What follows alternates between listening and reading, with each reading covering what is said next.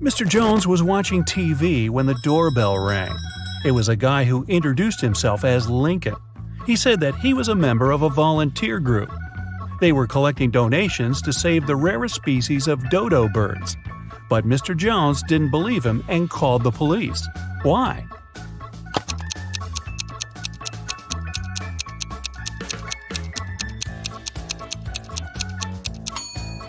There are no more dodo birds. They went extinct in the 17th century.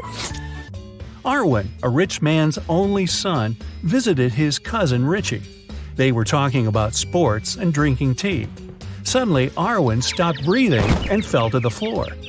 Richie called the doctor, who said that Arwen had been poisoned. Detective Callum arrived and started the investigation. Soon, he accused Richie of poisoning his cousin. How did Richie manage to do that?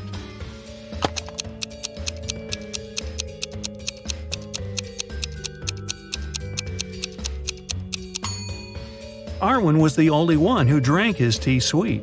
The poison was in the sugar. Eloise was studying in the library. She went to the bathroom and left her things on the table. When the girl returned, she realized someone had stolen her cell phone.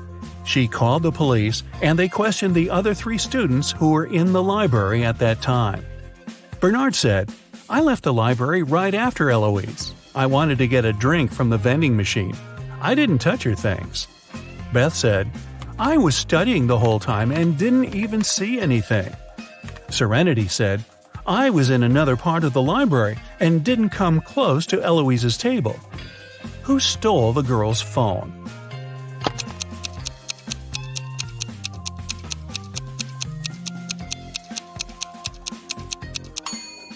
It was Bernard. He said he'd left to get a drink from the vending machine. But look, there are no drinks in there, only snacks. Samantha and her daughter Avery went to the lake to spend some time together. Yay! They found a nice spot and sat down there. A bit later, Samantha remembered she'd left her camera in the car and went to get it. When she returned, her daughter was gone. The woman called the police, and they started to look for the girl. There were 3 people nearby, and the police officers interrogated them all. Benjamin said, "I was walking nearby and saw a girl sitting by the lake, but I didn't do anything to her." Genevieve said she hadn't even seen the girl or her mother. And Victoria said she hadn't seen them either, but she heard someone screaming. Who should the officers arrest?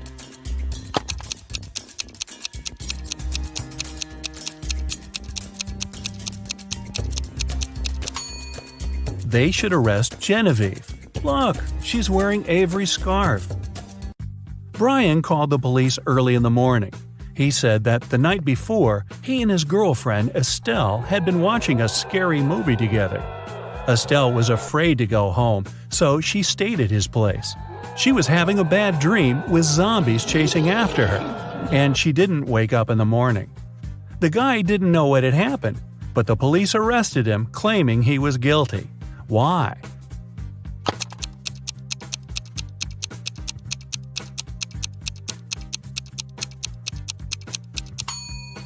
The guy said his girlfriend hadn't woke up in the morning. Then, how did he know what she had been dreaming about? Theodore came from New York to his hometown, Chicago, to spend a week with his father. 3 days later, the father called the police and said his son had poisoned himself. The police examined Theodore's things to check if there was anything suspicious. After that, they took the father to the police station for further interrogation. What seemed suspicious to them?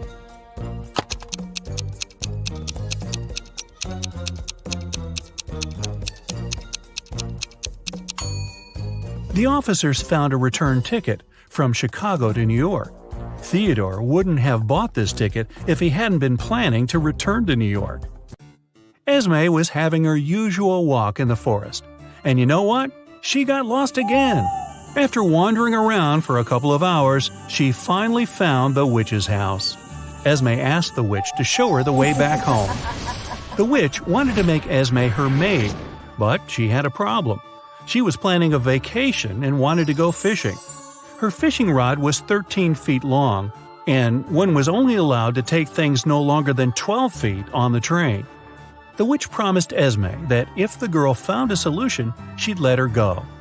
What can Esme recommend?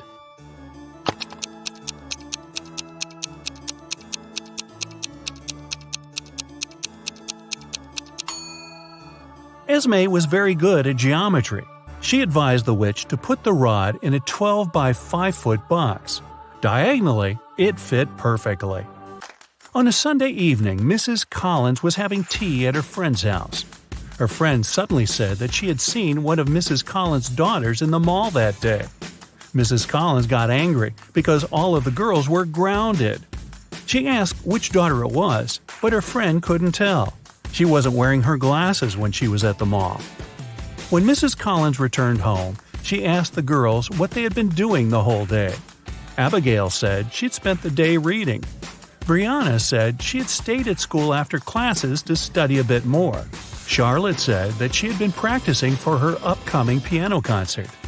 Who lied?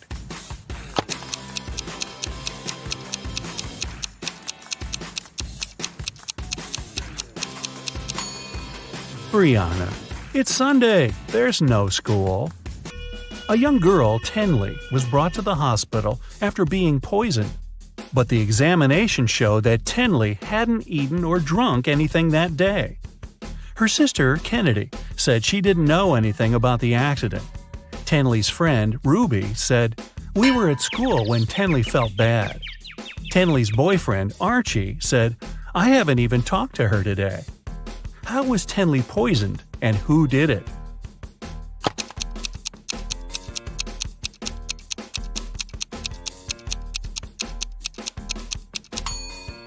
The girl hasn't eaten anything, but she has some lipstick on. That's what contains poison. And the only person who had access to Tenley's room that day was her sister, Kennedy. There was a car accident in a tunnel.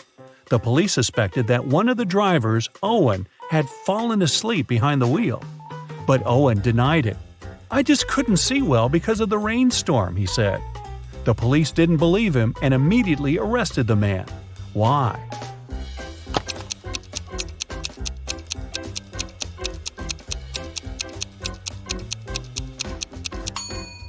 The accident happened in a tunnel. It couldn't rain there. Someone in the town was stealing cars. Every time a car disappeared, its owner would get a message from an anonymous number. In each message, there were 2 emojis that didn't make any sense. The police tracked the number, and the geolocation led to 3 houses. They questioned the owners, Mr. Walson, Mrs. Coleman, and Mr. Woolridge.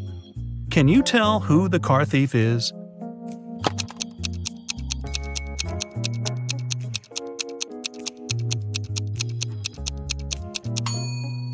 The emojis seem to make sense after all. They're a wall and a father with a son. Combine them and you'll get Walson. So Mr. Walson must be the one stealing cars. Now let's play the game Who's Less Smart? It's early morning. Tom and Joseph are driving their teenage children to school. Who is not smart?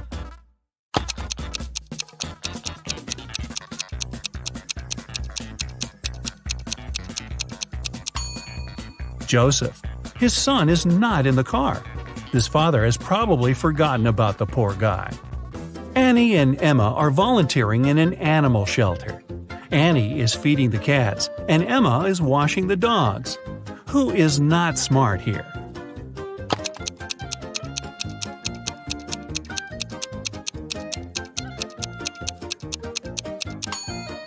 Annie. She's giving dog food to the cats. Logan and Anthony are both having job interviews at 4 p.m. Logan is packing some food, and Anthony is ironing his best suit. Who's not smart?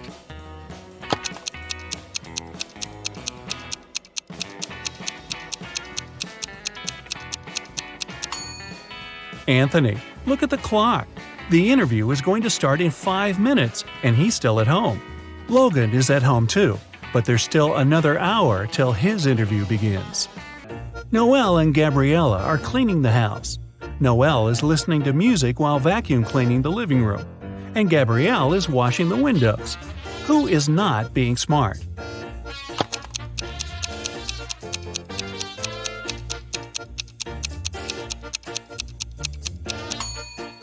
Noel. The vacuum cleaner isn't plugged in. Skylar and Autumn are both going on summer vacation. Skylar is going to Spain, and Autumn is visiting her sister in Chile. Who is not smart?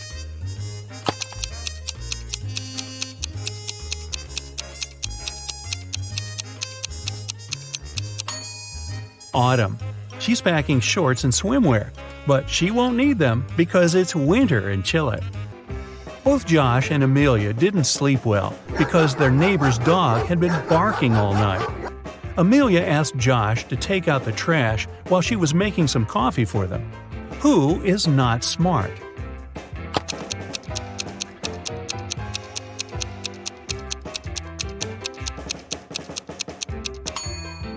Josh.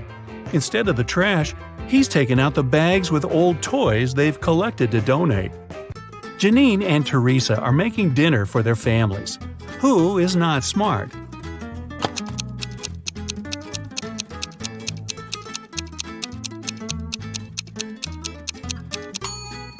Well, they both have a problem. Janine is putting out a fire with water, and Teresa has a mouse in her kitchen and an ant in the dough. Karen had to go to the hospital the other day. As soon as she entered the building, she felt there was something wrong about that place. Walking along the corridor, she saw two nurses. Which nurse is fake?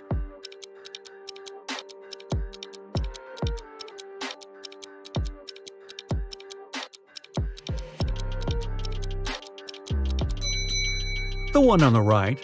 Look, her shoes are dirty and she barely knows how to hold a syringe. Stay away from her, Karen. Adam is a successful IT specialist who works 24/7 from home. He rarely goes anywhere, but a week ago, he decided to go on vacation. He packed his bags and left. A week later, when he came back, he instantly noticed there was someone in his apartment while he was away.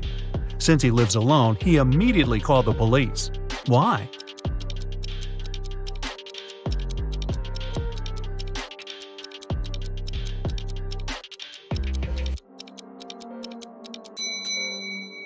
Before he left, there was a bin full of papers and candy wrappers. When he came back, the bin was empty. Adele just loves traveling and does it any time she can. She took some days off and headed to the airport to go to a new destination.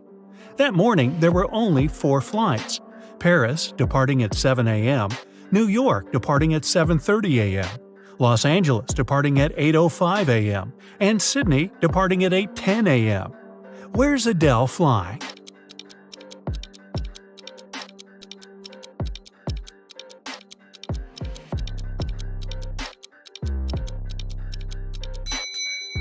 To Sydney.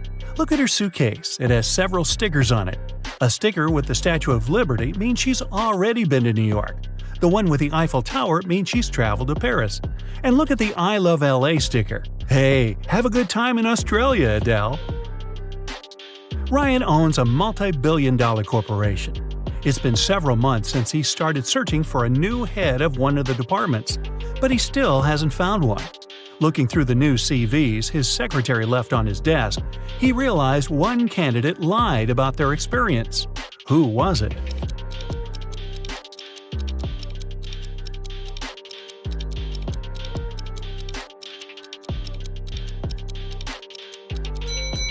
There are 3 CVs. Each of them has the candidate's age, work experience, and education. But how can someone born in 2000 have a PhD in economics? When Jessica came home from work, she noticed that someone stole an expensive painting from her bedroom, hanging right above the bed. She immediately called the police and explained what happened. She said she didn't touch anything in that room, and when she noticed the painting had been gone, she called them to investigate. The police arrested her on the spot. Why did they arrest her?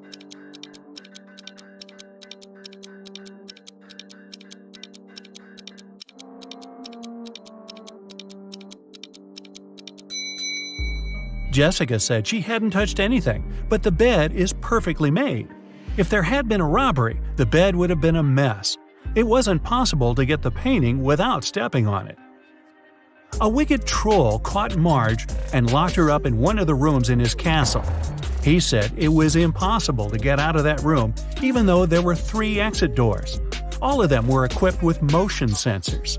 If Marge opens the first door, it'll start a mechanism that fills the room with toxic gas.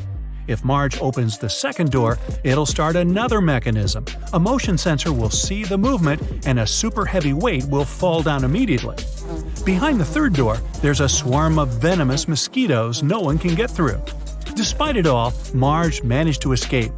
How did she do it?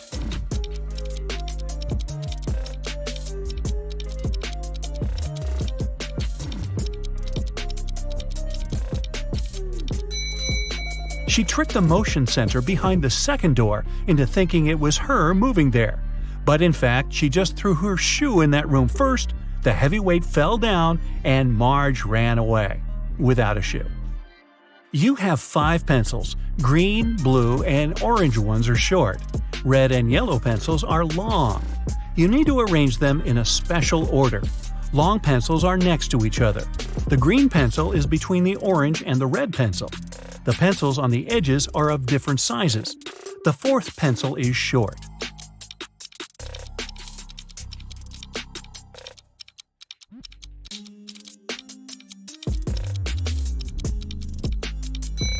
The correct order is yellow, red, green, orange, blue.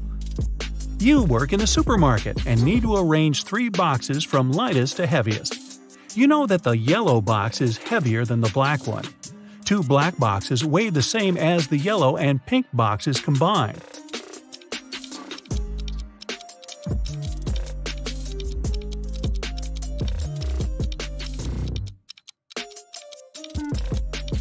Okay, this was pretty simple. First goes the pink box, the lightest one.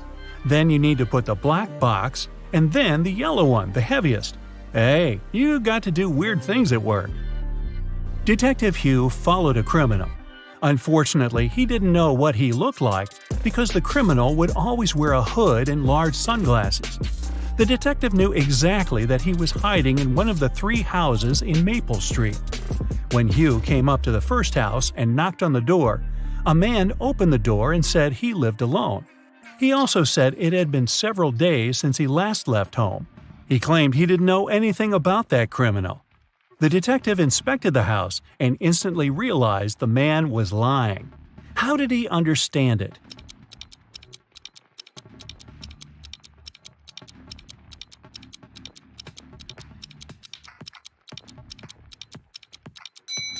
There's an umbrella hidden behind the sofa. The umbrella is wet and there is a small puddle on the floor. This man is either the criminal or he's trying to hide one. Mike was driving back home in Chicago in winter when a blizzard started. The weather was awful, and Mike thought it would be safer to spend a night in a hotel and wait until it stopped snowing. The hotel was a bit iffy, but since it was for one night only, Mike thought it was okay.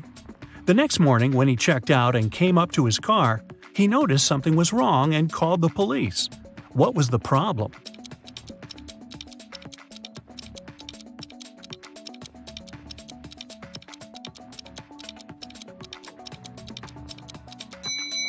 The car is covered with snow. It's okay since it's been snowing all night long, but the windshield is clean, which means someone must have taken his car.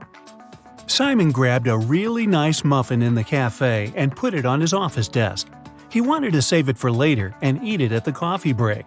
But when he came back from a meeting, he saw someone had eaten his muffin. There are only 3 people who could do that, and only one is telling the truth. Jack says it was Ashton. Ashton says he didn't eat anything. Tyler says he didn't eat anything either. Who ate the muffin?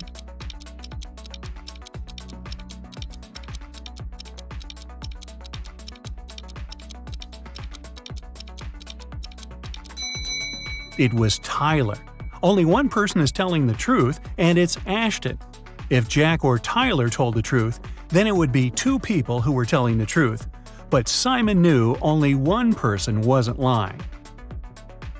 A vampire recently moved to a big city where nobody knew him to start a brand new life. Still, he just couldn't help it and started biting locals every single night. People got scared and asked Detective Ryan to help them out. A couple of days later, he already had 3 suspects. All of them recently moved to that city. Ryan visited all of the suspects, and he was sure he found the notorious vampire. Who is the vampire?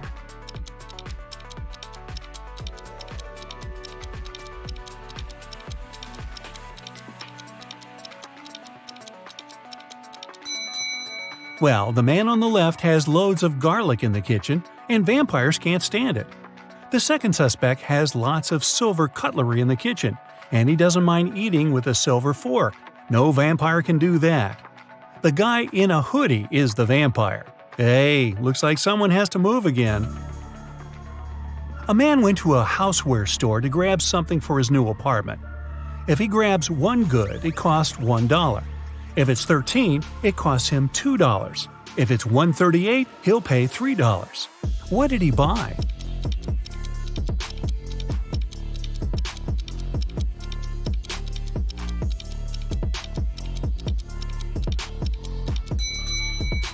The goods he needed were the numbers for his apartment doors. He lives in apartment 138, so he bought 3 numbers for $1 each. A scientist created a robot, Jason, who looked exactly like a human. One day, Jason ran away from the scientist's house because he wanted to start a life on his own. Hey, maybe he could be roommates with that vampire. The police started looking for him immediately, but the scientist had no photo of Jason. They soon realized Jason was hiding in the swimming pool and went there to investigate. There were 4 men in the swimming pool claiming they had spent almost an hour swimming, and the police asked them to do one thing to prove they're not robots. This way, they found Jason in no time. What did they ask them to do?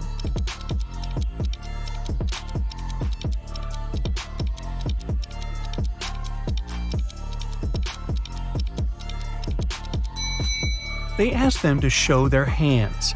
Those who had wrinkly fingers after swimming were real people. The one with smooth hands is a robot. Emily told her boss someone had stolen the report she prepared for the meeting. She also added that she had noticed someone come in wearing a hoodie to hide their face, a black tracksuit, and gloves. This person also had a ring with a large gem. The boss didn't believe her. Why?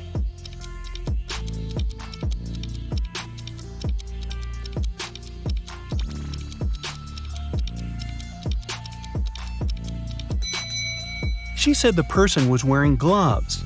Then how did she see that ring then? Emily must have simply stained that report with coffee she drinks all the time. You go to a swimming pool once a week, and today's the day, but everything suddenly goes wrong. As soon as you enter the swimming pool, you look at the TV in the hall.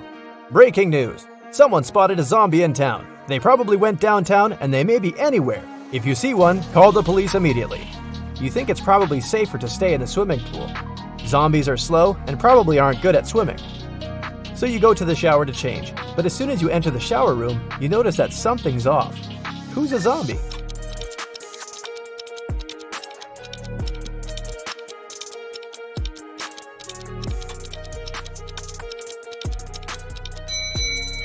The 2 girls seem completely fine, but there's a bandage on the man's leg. No one would go to a swimming pool if they had cuts or scratches, unless they're a zombie. Once upon a time, there was a wealthy king who hired an artist to paint his portrait. The artist told the king that he wanted to be paid in gold, and he wanted to get paid every day. He also said it would take him 7 days to finish the painting. The wealthy king had only large bars of gold, and he wanted to give 1 bar for his work. But since the artist wanted to get paid daily, he needed to come up with a plan. He had a magic tool that could cut any material, but it was able to make only 2 cuts. How did the king split the gold bar so that the artist got his gold every single day in equal amounts?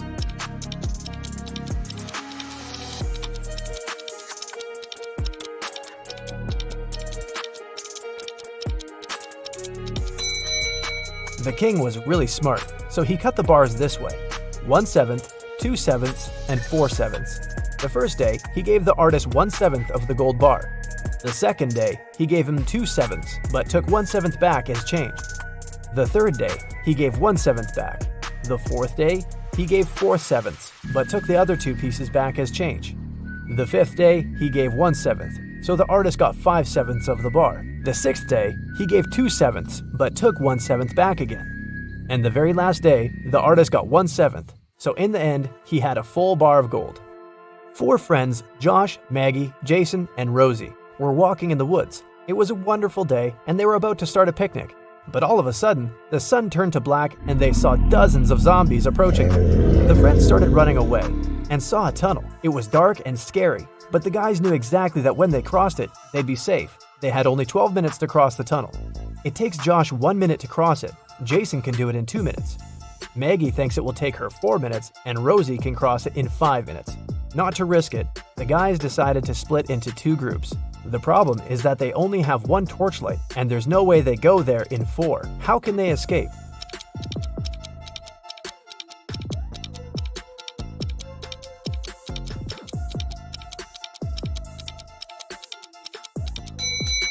First, Josh and Jason should cross it with a torchlight while the girls are waiting on the other side.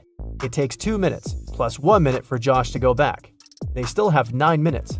Josh hands the torchlight to the girls, and they cross the tunnel in 5 minutes. 4 minutes left. When the girls are on the other side, they give the torchlight to Jason, who comes back to take Josh in 2 minutes, and they run back together in another 2 minutes.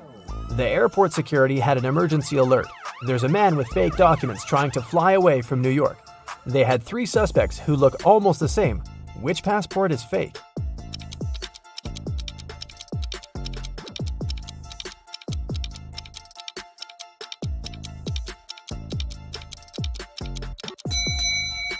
No matter what country a person is from, no passport can have a photo with mountains in the background.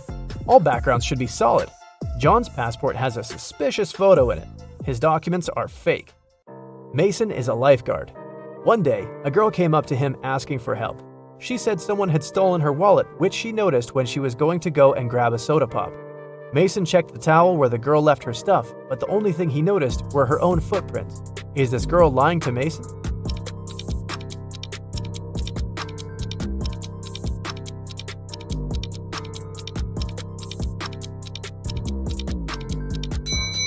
The girl was telling the truth. Mason had an eagle eye, and he saw a guy with a fishing rod. He must have stolen the girl's wallet. No one wants to go fish in the public beach. Robbers stole a few precious gems the other day. The police were alerted immediately, but they didn't know where to look for the thieves. Suddenly, they got an anonymous email. Check all the bottles in the cars leaving the town. Best regards, Mr. X. At the end of the day, the officers stopped a car loaded with boxes and bottled water. The bottle bottoms were all covered with paint, so they thought the gems should be in one of them. The level of water was the same in all the bottles, but when one of the officers placed one of them right next to the box, he instantly realized something was off. What was it?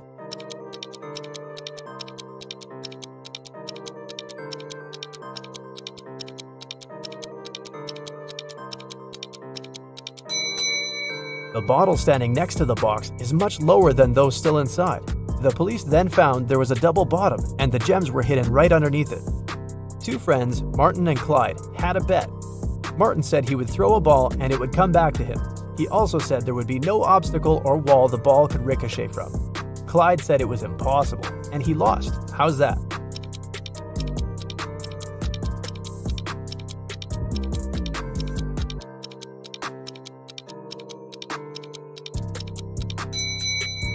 Martin threw the ball straight up. It obviously came back to him. No magic, just physics. Emily grabbed a really nice muffin at the cafeteria and put it on the office desk. She wanted to save it for later, but when she came back from the meeting, she saw someone had eaten her muffin. There were only 3 people who could do that, and only one person is telling the truth. Grace said it was Alicia. Alicia said she didn't eat anything. Tina says she didn't eat anything either. Who ate the muffin?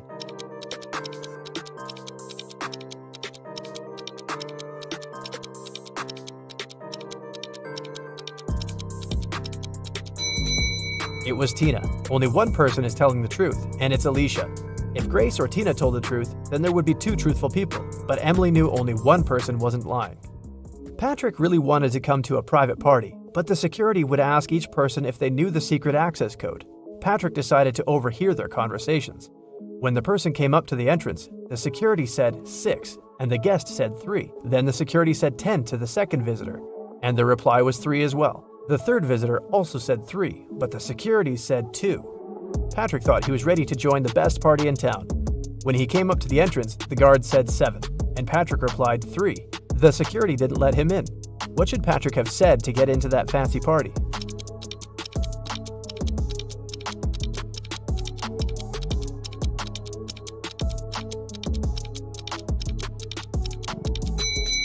He should have said 5. The guest needed to count letters. 6, 10, and 2 have 3 letters. That's why the answer was 3. In the word 7, there are 5 letters. Ben loved diamonds. For some time, he would spend $5,000 a day on precious stones. At some point, he realized he had too many gems, so he started selling them at $3,000 a piece. Sometime later, he became a millionaire. How is that possible if he was obviously losing money?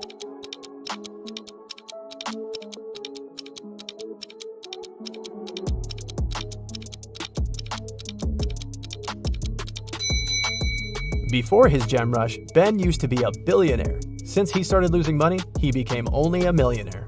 A vampire moved to a big city where nobody knew him to start a brand new life. Still, he just couldn't help it and started biting locals every single night. People got scared and invited a private investigator to solve the problem. A couple of days later, Detective Reitman had 3 suspects. He decided to visit each of them to find out who the vampire was. After visiting all the houses, he was sure he found the vampire. Who was it?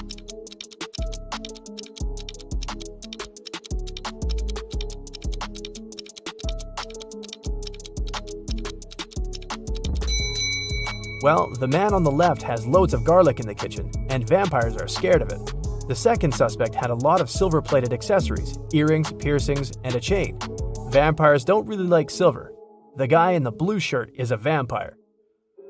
Long ago, in the kingdom of Riddles, a criminal was caught. The guards took him to the king, who was famous for loving riddles. King Archibald said that if Harry, the criminal, managed to solve his riddle, he would set him free. Harry agreed, and Archibald drew a 2-foot line on the ground with his foot. The king asked Harry to make this line 2 times shorter without touching it. In the end, Harry was free. What did he do?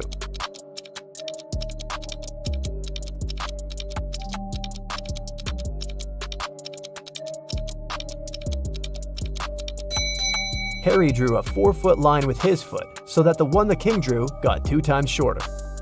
Karen took part in a TV quiz where she could win 1 pound of pure gold. This quiz wasn't like ordinary ones. At the end of the show, the host brought her 3 large jars. Each of them has 1 pound of pure gold inside, plus some unpleasant surprise. The first jar has venomous snakes inside, the second one is full of acid, and the third one is filled with boiling hot water. Karen can only use her hands to get the gold out of the jars. She has 30 minutes to think. Which one should she choose?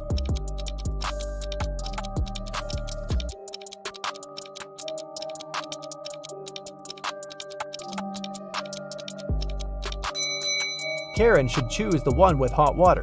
It cools down pretty fast, and it's gonna get lukewarm in half an hour. Guess who's rich now? Penny was alone in a hotel room. All of a sudden, somebody knocked on the door and a man came into the room. But when he saw Penny, he apologized and said he must have entered the wrong room. As soon as he went out, Penny called the police. Why?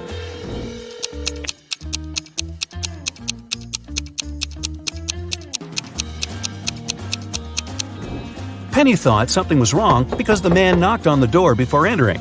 If he really believed it was his room, he wouldn't have knocked. He must have done it to check if there was someone in the room. 4 people are sitting at a table next to you in a cafe. There's a man, Jason, and 3 women, Rosie, Sarah, and Claire. Can you guess which woman is his wife?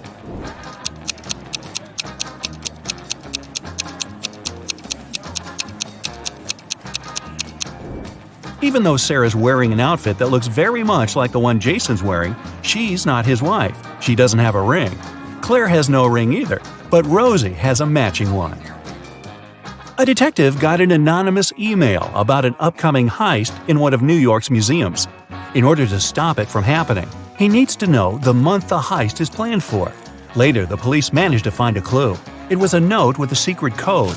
The police couldn't crack it, so they brought it to the detective. What month is the heist planned for?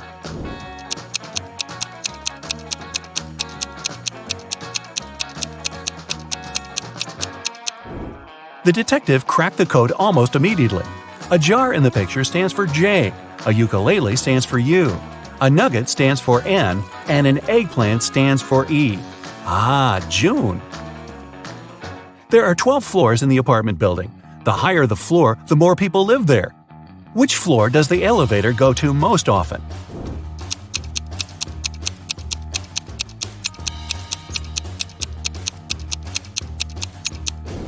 It's the first floor. The residents of all floors go down to the first floor.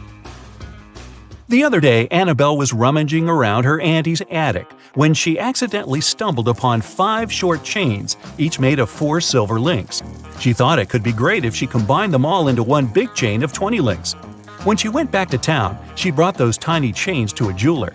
He told her it would cost $5 for each silver link that he would have to break and then reseal. How much will the chain cost?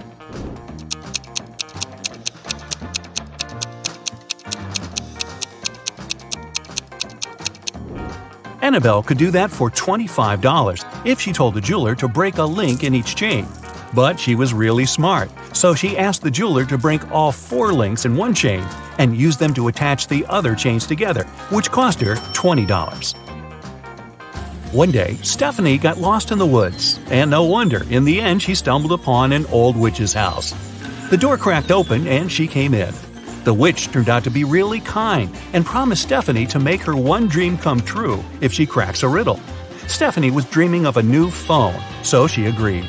The witch asked, if 11 plus 3 equals 2, what does 8 plus 6 equal? It took Stephanie quite a while to come up with an answer, but she nailed it. What was the answer?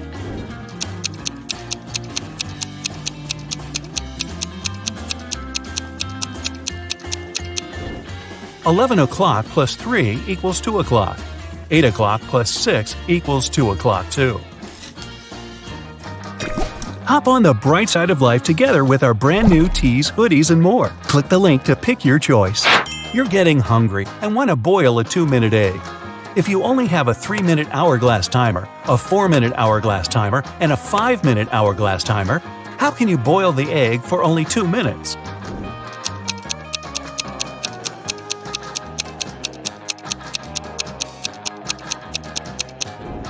When you see the water boiling, turn the 3-minute timer and 5-minute timer over. When the 3-minute timer runs out, you need to put the egg in the boiling water. You'll have 2 minutes on the 5-minute hourglass timer, and when it finishes, take the egg out of the water and enjoy your meal. Mr. Wright had a small store in Chicago called 5 Flags, but there were 6 flags hanging outside. He could easily correct that mistake, but he didn't. Can you figure out the reason?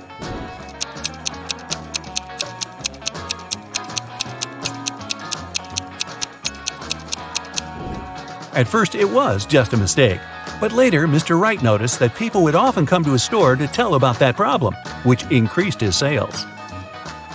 A wise king realized he was tired of all the hard work he had to do, so he decided to find someone who could replace him. He decided to make a challenge, and the one who nails it will become the new king.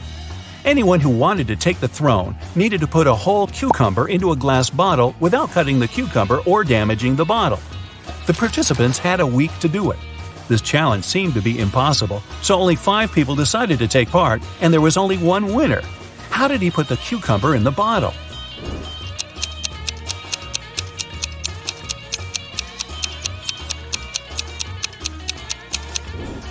He placed a baby cucumber still on its stem into the bottle. Cucumbers grow rather fast, so he had enough time to win that competition. If it's raining at midnight, can you expect that in 72 hours it'll be sunny?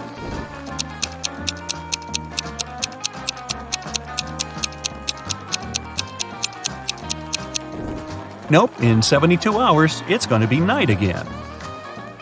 You see a bathtub filled with water. You have a spoon, a cup, and a bucket. Which will you choose to empty the bathtub?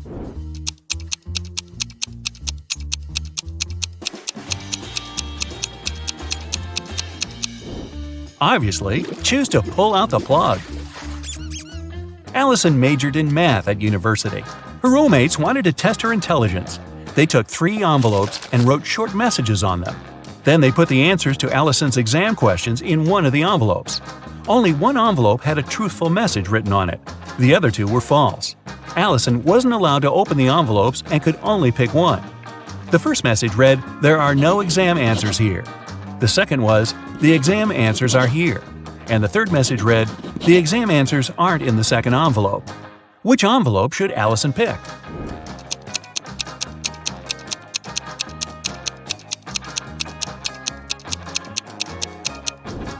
The third one. It tells the truth, which means the exam answers are in the first envelope. Joanna and Josh were on their honeymoon in France.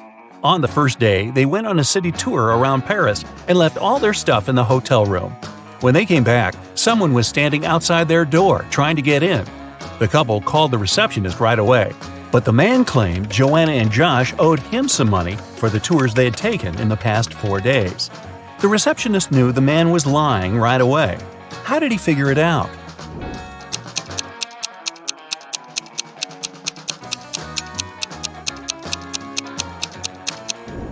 It was the couple's first day in the hotel. Russell and Anna were on vacation. One day, Anna told Russell she couldn't go to the beach with him because she was feeling unwell. When Russell came back to the room to grab his phone, Anna was gone. He found her by the pool and asked, "Are you here alone?" She nodded, but Russell immediately realized she was lying. How?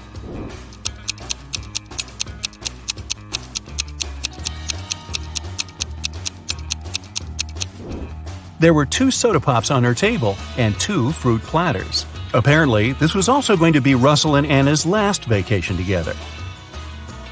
Gregory was on a mission to take some nature photos for his blog. As he was walking through the forest, he fell into a deep pit. He tried to climb out of it, but in vain. When he held onto one rock, it gave away, and water started to pour inside. The pit was filling fast. Gregory saw a deflated ball, an empty barrel, and a piece of wooden board. What should he use to get out of the pit?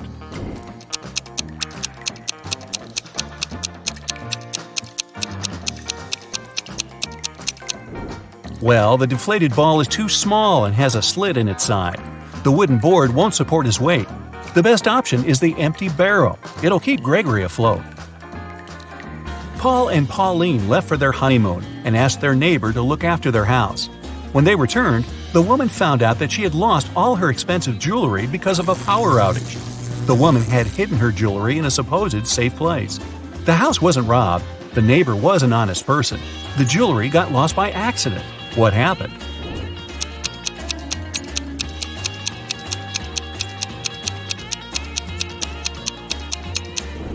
The wife had hid her jewelry in the freezer in a bag with frozen food.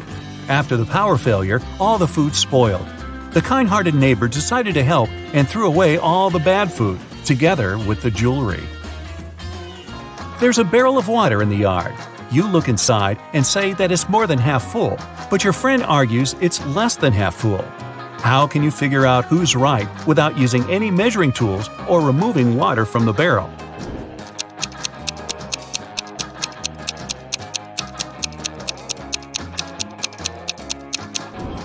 Tilt the barrel so that the water touches its rim. If you can see the bottom, the barrel's less than half full. If the bottom is still covered with water, it's more. Mark, Jim, and Bob work as managers in the same office. One day, one of them is fired, and one gets a promotion. The remaining manager wants to resign at first, but then changes his mind. You know that the one who's fired is older than the rest and single. Jim's younger than the manager, who has decided to stay at work, and he doesn't know Bob's wife. Who's fired?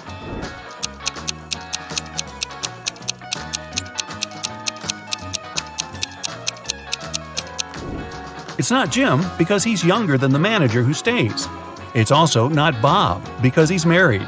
It means that Mark has been fired, Jim has got a promotion, and Bob has decided to stay in his position. Uh-oh, Brandon has missed too many lectures, and now the guy has problems with his professor.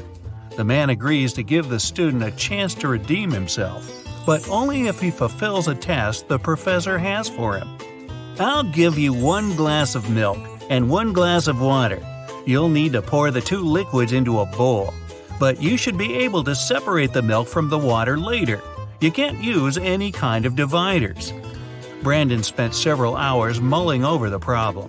But he was desperate enough to crack this riddle. What did he do?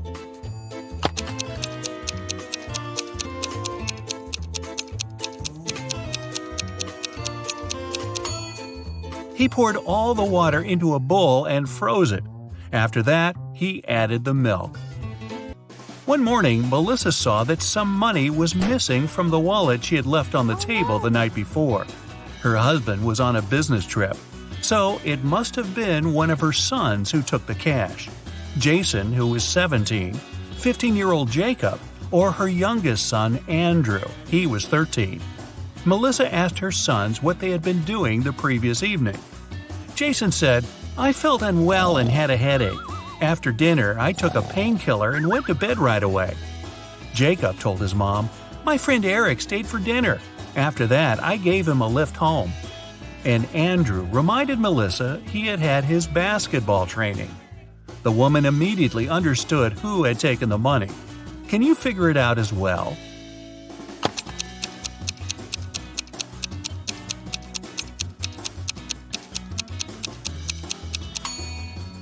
Jacob was lying.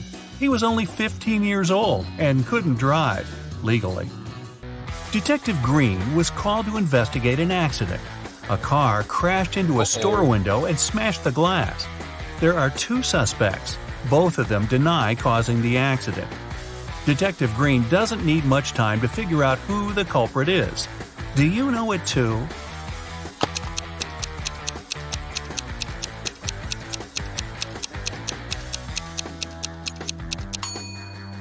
It's the owner of the blue car. The pattern on its tires is the same as the one on the ground in front of the store. It was a busy Monday morning at the police station when a man rushed in. "I was robbed on the way to the bank," he screamed. "I was going there carrying a bag with a large sum of money. Suddenly a man wearing a black mask and a pair of gloves ran up to me. He snatched the bag and darted away." The police officer listened to the man and asked him about a fresh cut on his right cheek. The man replied it was left by a ring the criminal had been wearing. When the policeman heard these words, he immediately understood the man was lying. How did he realize that?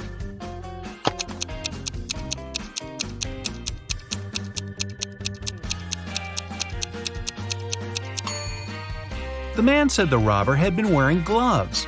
Then how could the ring scratch his cheek? You lose your friends in a crowd. You spend half an hour looking for them, and finally, here they are. What is the first thing you do as soon as you see them?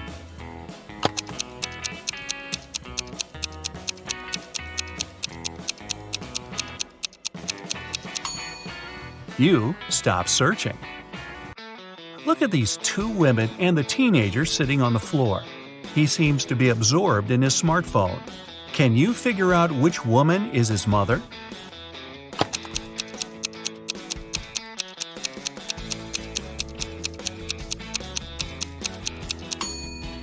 It's the woman on the left. Children often subconsciously sit facing their parents. The teenager and the woman also have the same hair color. Timothy and Laura were high school sweethearts. They got married shortly after college.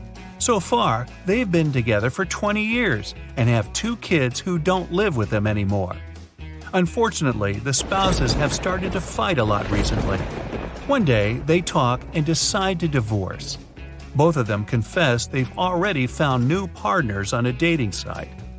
Timothy says he's happy to have lots of common interests with his internet girlfriend, and Laura boasts that her new boyfriend understands her perfectly. One day, Timothy and Laura decide to meet their ideal partners in real life. Strangely, after this meeting, the couple calls off their divorce. Can you figure out why?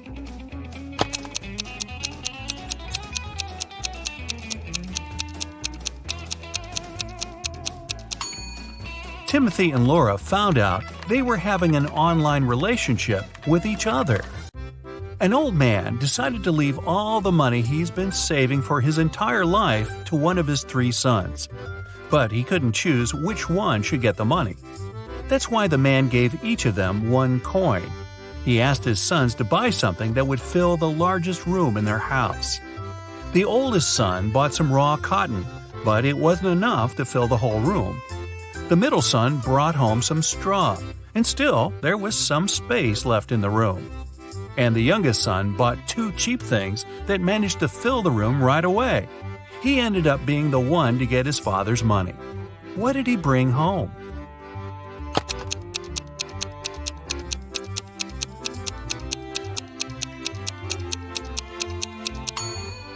The youngest son bought a box of matches and a candle. After he lit the candle, the room was instantly filled with light. Patrick shaves every day, but every morning he finds his beard to be just as long as it was the day before. How come?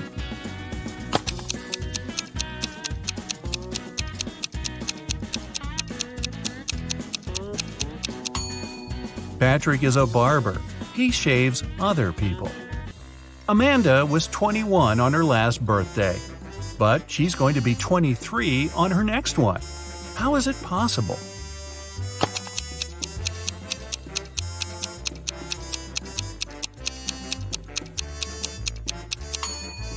It's Amanda's 22nd birthday today. Helen was walking in the forest and got lost. After wandering hours to find her way back, she comes to a clearing. There, the woman sees 3 narrow paths, but one of them is blocked by huge, dense bushes with sharp thorns. The second is littered with trash and broken glass, and the third path is guarded by massive, scary-looking mantises. Which road should Helen pick?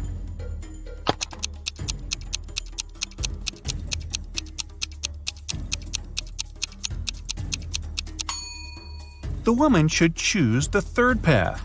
Mantises might look terrifying, but they're totally harmless. A mad scientist caught Kevin and locked him in a small room.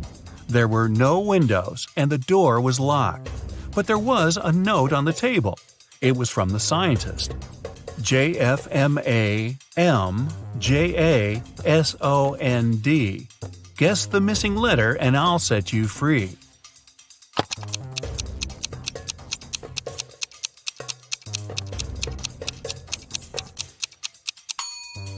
In 10 minutes, Kevin was already running away from the strange place. He managed to figure out that the missing letter was J. Those were the first letters of the months of the year, from January to December, and the 6th letter, J, stood for June. Can you figure out what this rebus puzzle means?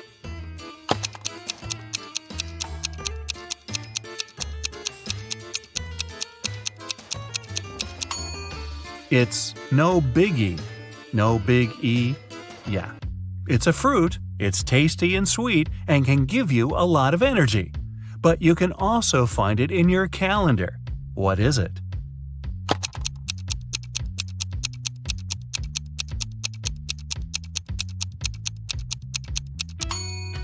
It's a date. Anna asked her colleague Daniel to give her a lift to the college where her daughter studied. She promised the girl to take her shopping that day. On their way there, Anna got an idea. How about a bet? I'll prepare one of your reports for you if you manage to figure out which girl is my daughter. Daniel was up for the challenge. When they arrived at the college, they saw 3 girls waiting at the gates. Daniel was confused. They all looked similar. Can you figure out who Anna's daughter is?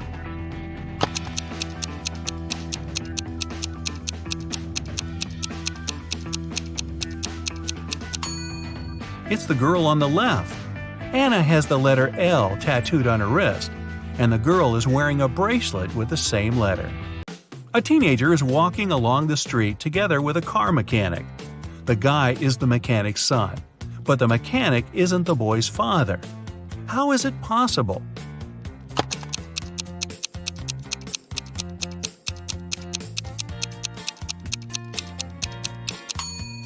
The car mechanic is the guy's mother. 2 cars, silver and white, are moving along the same highway. The silver car is traveling at a speed that's twice higher than that of the white car. They both started at the same time, and still, after some time on the road, the 2 cars come across each other. How is it possible?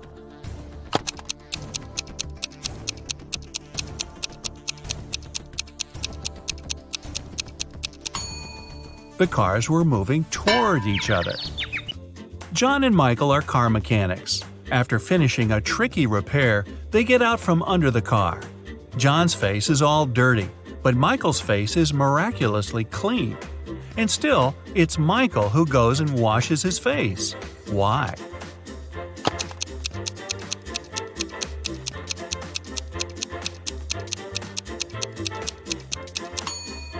Michael looked at his colleague and thought his face was dirty too. But when John saw Michael, whose face was spotless, he concluded he was just as clean.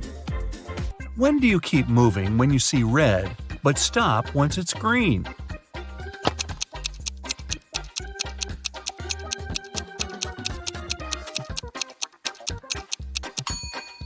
It always happens when you're eating a watermelon. Who is the only brother-in-law of your mother's brother?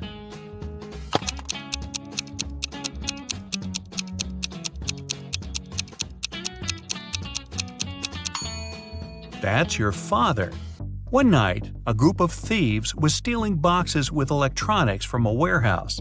They were carrying them to their van when they heard a police car siren. But even though the thieves didn't manage to avoid the police, they didn't get arrested. Why?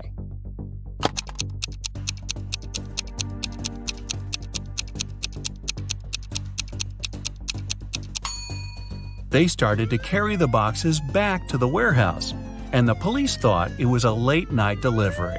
Ooh, that's kind of smart. Yep, the police found out that several criminals were going to leave the country by plane. Unfortunately, no one knew what they looked like or how big the group was. 4 suspicious men were detained, and their baggage was examined. Can you figure out who is innocent?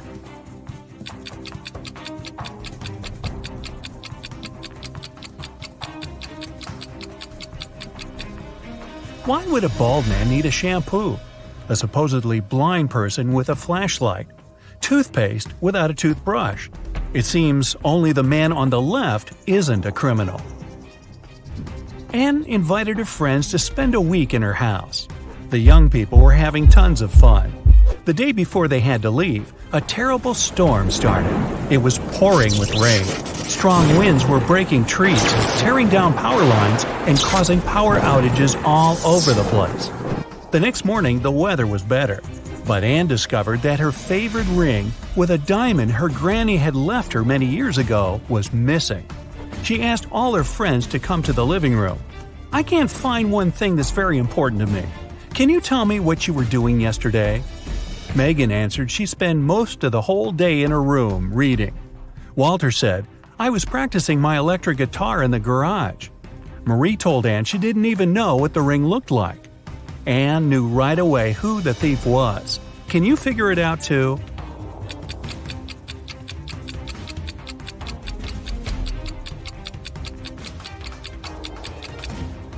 There was a power outage. It means Walter couldn't be playing an electric guitar. And Anne said nothing about the important thing being a ring. So how did Marie know it? Walter and Marie stole the ring together. A jewelry store manager called the police. "Help!" he shouted. "My store has been robbed!" When the officers arrived at the place, they couldn't see the man. Suddenly, they heard someone banging on the door. They didn't notice this door at first because it was hidden in the corner. When they unlocked it, they saw a man. It was the manager. "Someone locked me in here. It must be one of the shop assistants." The police officers asked the man to call his employees. They were going to question them. "Just a second, I can't find my phone." "Ah, here it is." The manager didn't even start to dial the number before the officers arrested him. Why?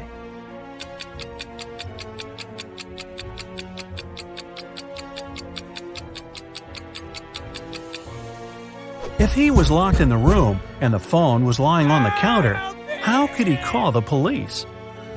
Police Detective Thomas Davis was walking along the street on a winter evening.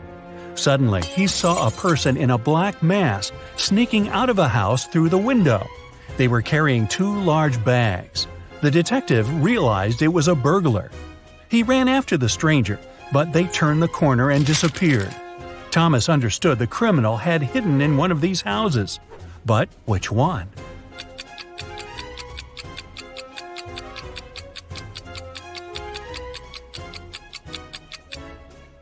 It can't be the house on the left. There are too many people inside. There are no footprints in the snow leading to the house on the right.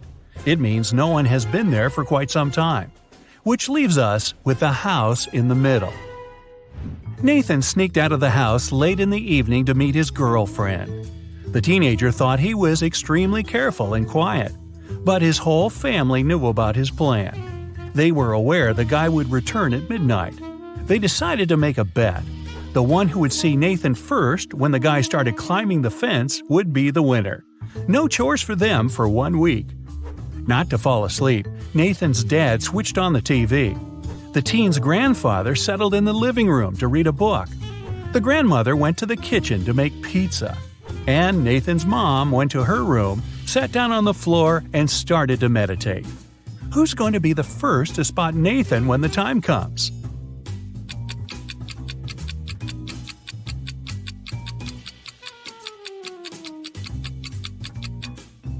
Nathan's mom.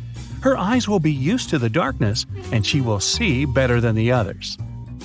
A family with 2 teenage children went on vacation to the seaside. They lived in a small bungalow almost right on the beach. Everything was great at first, but 2 days after their arrival, the younger son went missing. The police had 4 suspects. They invited the guy's family to look at them. Maybe they could recognize someone. The teenager's mother didn't need more than a glance before she knew who was behind her son's disappearance. Who was it?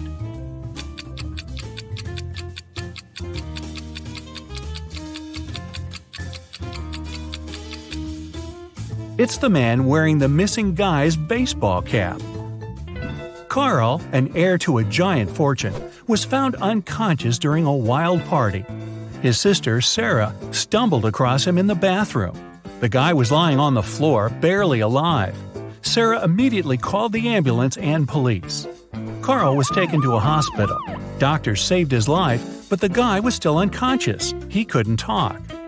When the police questioned Sarah, she told them that her brother had felt unwell. He went to the bathroom to freshen up. After some time, she heard some noise and went to check on him. Carl must have slipped and hit his head on the sink. After the police officers heard this story, the sister got arrested right away. Why?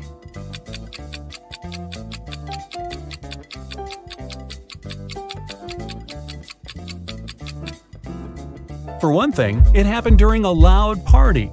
How could the girl hear any suspicious noise? Carl was also lying too far away from the sink, which was on the other side of the bathroom. Boy, with a sister like that. Look at this picture and try to figure out who is from the future.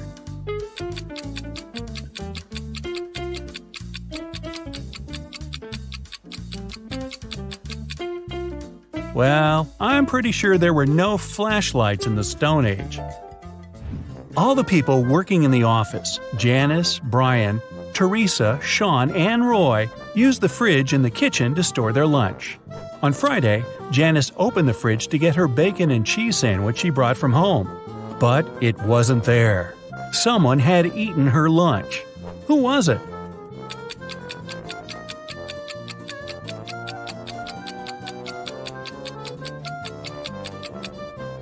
Well, it couldn't be Brian. There's a wet umbrella near his desk. He has just come in. Teresa is a vegan. She eats neither cheese nor bacon. Roy is on a diet, and such a sandwich is by no means light food. This means Sean was the one who stole Janice's sandwich. You bad boy. When Joe came to work, he saw his safe was open. All the money and important documents were gone. He immediately called his friend, Detective Callum. When the man arrived, Joe told him, "I think it was one of my employees. They must have borrowed my key and opened the safe." Callum questioned the 3 people who worked for Joe. Wayne said, "I don't even know what the safe looks like. And of course, I don't know which key opens it." Austin said, "I'm Joe's assistant. I do have the second key to the safe, but I was on holiday and just returned." And Julia just said, "I can't prove it, but I didn't do it. Who's lying?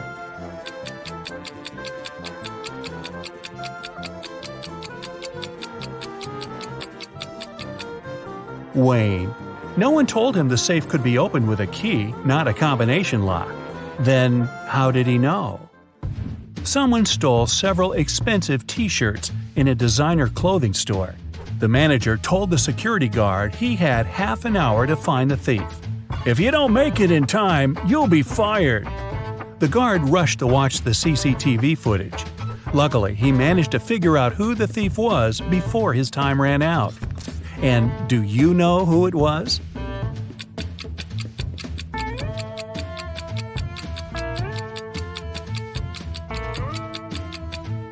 It's the man in the dark blue sweater.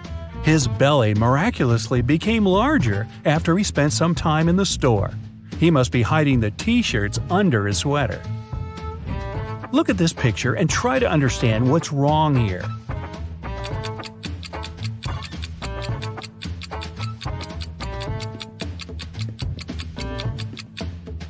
The reflection in the mirror is all wrong. Terry was sailing around the world when his yacht got caught in a terrible storm. At one moment, the guy hit his head against the mast and lost consciousness. When he came around, he was on a beach. Unfriendly-looking locals had gathered around. Soon, Terry figured out they really didn't like strangers.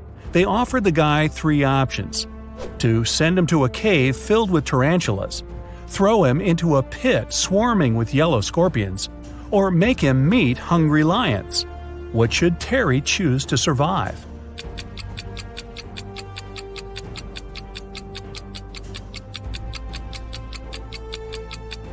He should opt for tarantulas. These creatures look terrifying, but they are mostly harmless to humans. Mostly. Captain Jack was a feared pirate who had robbed thousands of ships. He did it with the help of just one small trick. It allowed him to approach any ship from any country close enough to board it. What was this trick?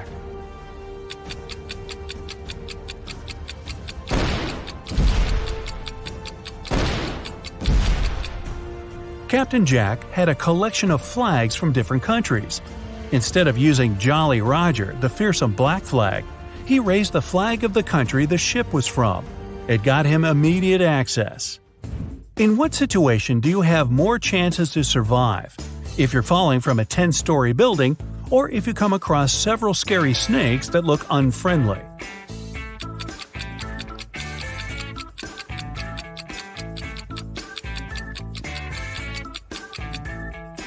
The snakes might not be venomous, then they won't cause you any harm. But if you're falling from a big height, well, only a miracle can… Nah, nothing's gonna save you. Bye-bye.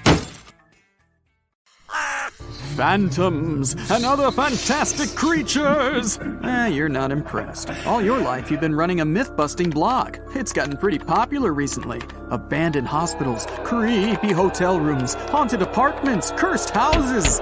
You spend a night in all of them and take a bunch of videos to prove that all those scary stories are nothing more than fairy tales. One day, one of your fans sends you a tip about a sinister, dark castle located on a rocky cliff near the coast of a raging ocean. She says this place is the scariest in the world, but you're not intimidated easily. You grab your phone and head on over. Get ready to test your courage and resourcefulness. Count how many answers you get right and find out what your score means at the end of the video.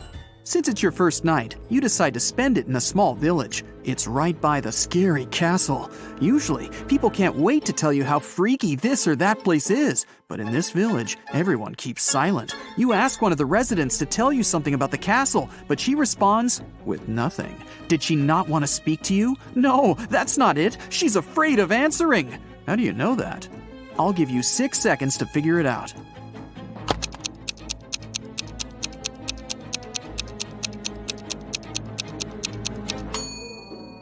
Look at her hand. It says "Runaway" on her forearm. To reach the castle, you first need to walk through a small forest. At the edge of it, you see 3 roads and 3 signs. The first sign shows a wolf, the second, a bear, and the third, a vampire. Which road should you choose? Uh-oh. You have 5 seconds. Quick, make a decision.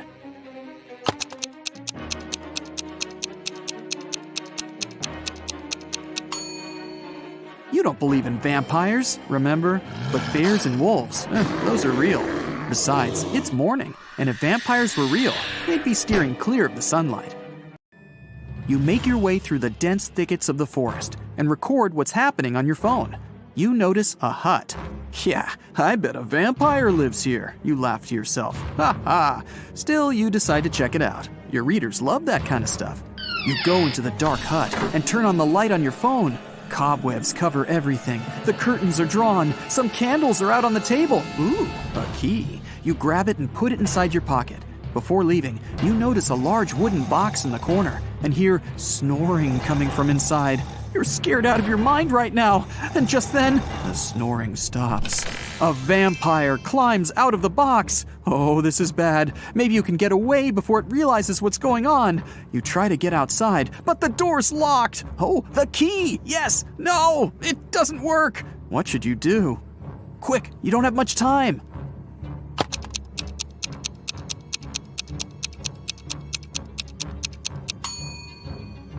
Just open the curtains. If it really is a vampire, it should be afraid of the sunlight. It worked! The vampire jumps back into the box to escape the light, and you make a break for it through the window. Finally, you reach the edge of the forest and get your first glimpse of the castle. In front of you is a large gate. You push on it. It swings open.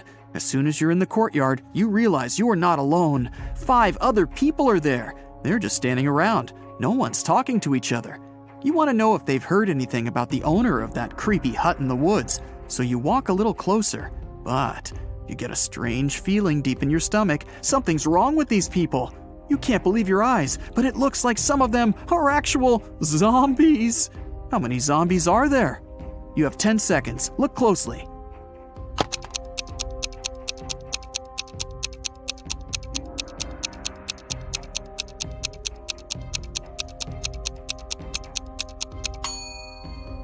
There are 2 of them. That guy over there doesn't have an ordinary arm. It's all bones, like a skeleton. And that woman in sunglasses, she's holding someone's eyes in her hand. Are those her eyes? You approach a guy who seems almost normal, but he doesn't look at you. He just keeps staring at the sky. It's a little scary. Okay, time to venture into the castle. As soon as you open the door, you hear music. It's a waltz, and it's coming from the main hall. Several couples are dancing around in 18th century costumes. Yikes. You decide to try and blend in by hitting the dance floor yourself. Well, after a few seconds, you look around and your face turns pale. These people are phantoms. How did you figure it out?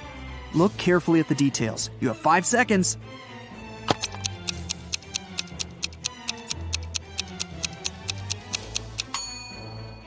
Look down. None of the dancers are touching the floor. They're just floating along. You run out of the hall, climb the wide stairs, and run into a random room. You lock the door and breathe heavily. Oh, you're starting to have serious doubts about all this mystical stuff. Maybe it does exist. But how is that even possible? A ray of sunlight suddenly shines on a luxurious bed with beautiful linen. Then it hits you. You're tired.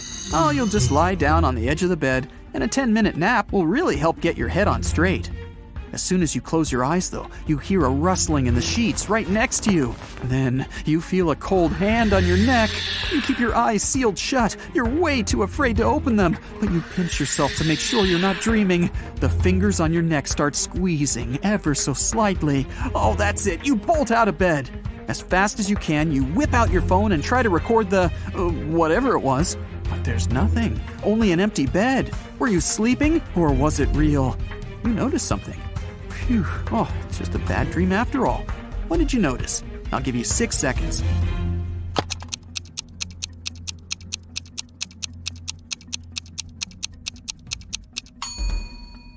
The sun was shining when you lay down. Now, it's the full moon that's shining. You were out cold for a while. You leave the bedroom and walk down a long hallway lit by torches and candles. The silence is broken only by the churning of your stomach. Guess you're hungry. Well, there's a heavy wooden door in front of you, and it's open just a crack. The pleasant smell of food starts wafting its way into the hallway. You go in and find a huge table, decked out with real silverware and porcelain. Oh, the food looks delicious. There's caviar, lobster, fruits, vegetables, different meats, plenty of desserts. Several people are sitting around the table, and as you approach them, they turn around to look at you. They're all vampires! How did you know? I'll give you 5 seconds to figure it out.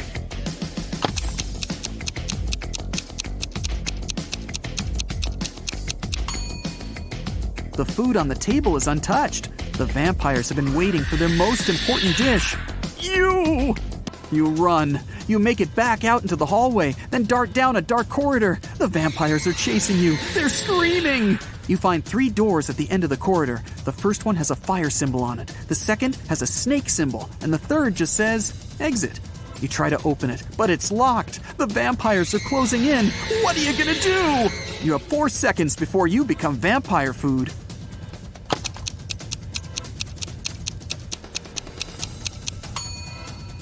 Try the key you found in the vampire's hut.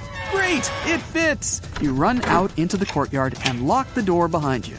The moon is hidden behind some thick white clouds. You sneak through the courtyard and open the back gate of the castle. Next to the gate is a sign with an image of a werewolf on it. You walk off as quietly as possible. After about 5 minutes, you see a long bridge. There's a beautiful woman standing at the other end. She waves to you and motions for you to come closer. But something's bothering you. Could she be a werewolf? So, you can either cross the bridge or head back to the castle. What can you do to find out if she really is a werewolf? You have 10 seconds for this one. Good luck.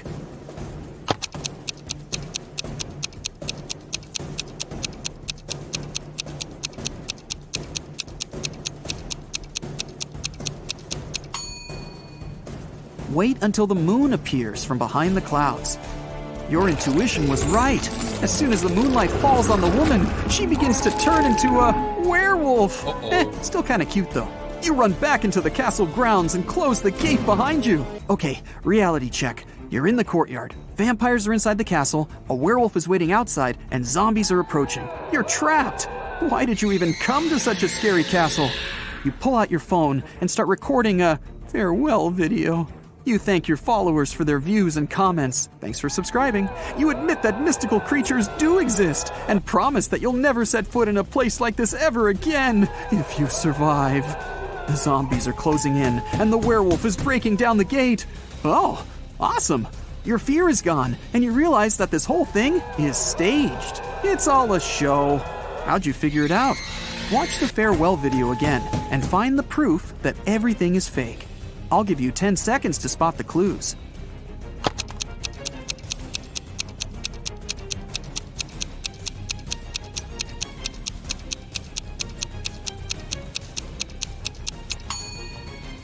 Do you see that big guy with a camera behind you in the tower window? The zombies stop growling. They scream, "Surprise!" They're not zombies. They're just wearing a whole ton of makeup. The gate opens and the woman takes off her werewolf costume and smiles.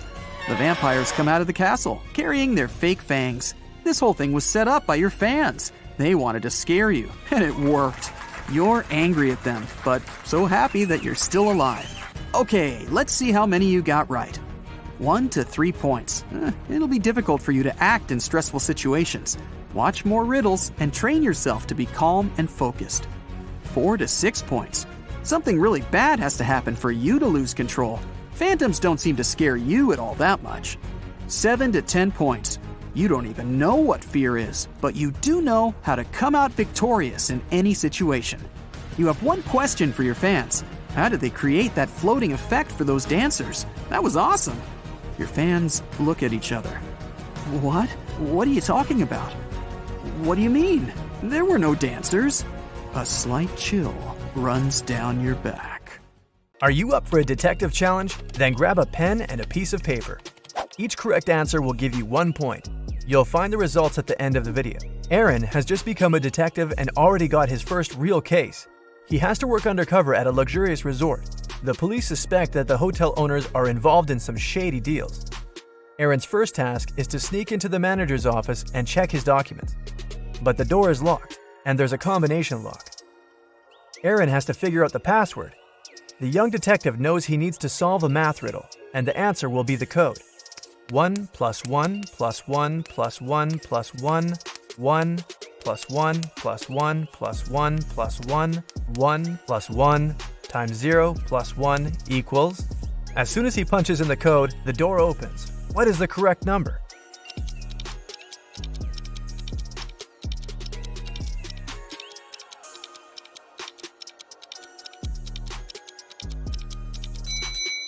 It's 30. There are no mathematical symbols at the end of the first and second lines. It means the whole thing looks like this. 1 plus 1 plus 1 plus 1 plus 1 1 plus 1 plus 1 plus 1 plus 1 1 plus 1 times 0 plus 1 equals 30. Aaron manages to get into the office and look through the papers, but he doesn't find anything useful there. While the detective was busy, one guest discovered her diamond ring and earrings were missing. Someone must have stolen the jewelry. Aaron has 3 suspects: Walter, another guest, Alice, a maid, and Alan, a porter. The undercover detective decides to check their rooms. He can't spend much time there, but what he sees is enough for him to understand who the thief is. Can you figure it out?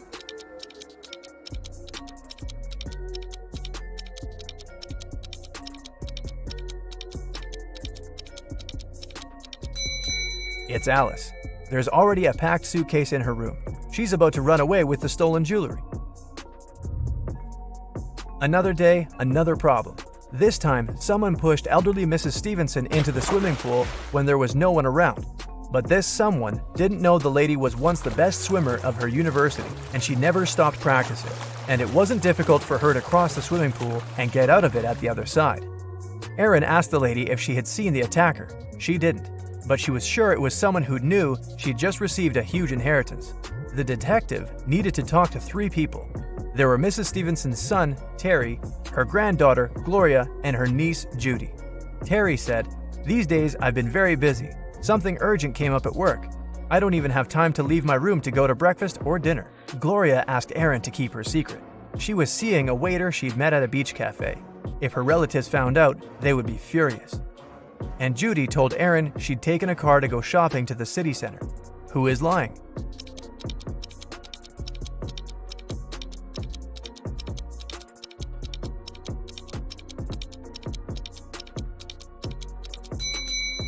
Terry. The man looks sunburned. How can it be if he hasn't left his room for days? Aaron suspected one guest was involved in the newest criminal scheme of the hotel owners. He started to follow the man, watching his every step. At night, the detective would climb the tree growing next to the man's room and check if he was doing something fishy. One night, he saw the man tossing and turning in his bed for hours. He must be up to no good, Aaron thought. As if on cue, the man picked up the receiver, dialed some number, waited for a while, and hung up without saying a word. Soon after that, he fell asleep. What was the whole thing about?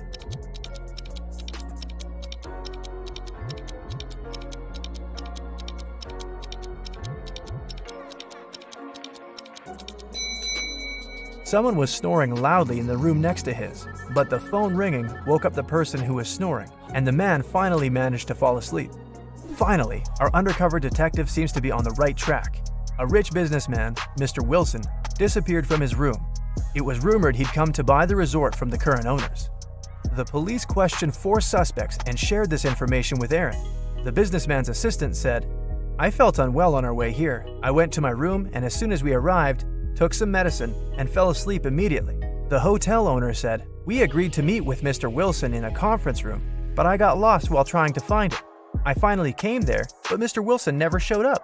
Mr. Wilson's wife, who accompanied him on his trip, said, "My husband was going to meet with the hotel owner. I'm not interested in business, so I went to the spa." Who is behind the businessman's disappearance?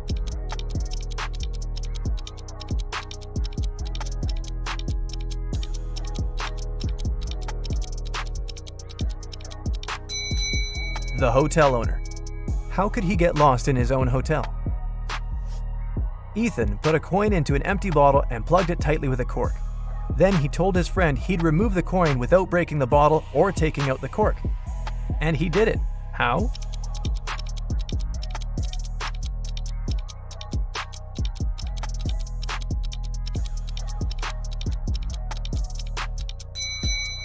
Ethan pushed the cork into the bottle and shook it to make the coin fall out.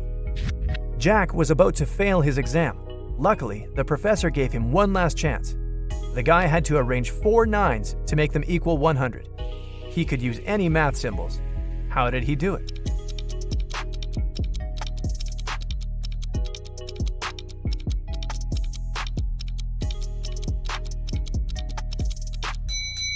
Jack figured out the correct answer pretty fast.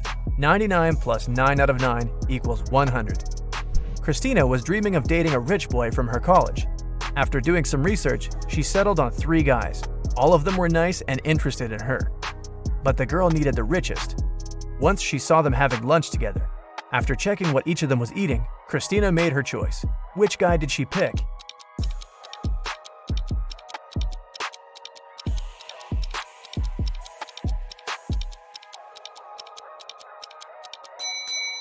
The guy who's eating seafood and avocado. Not only are these products the most expensive, but they're also the healthiest. When do you look at number 2 and say 10?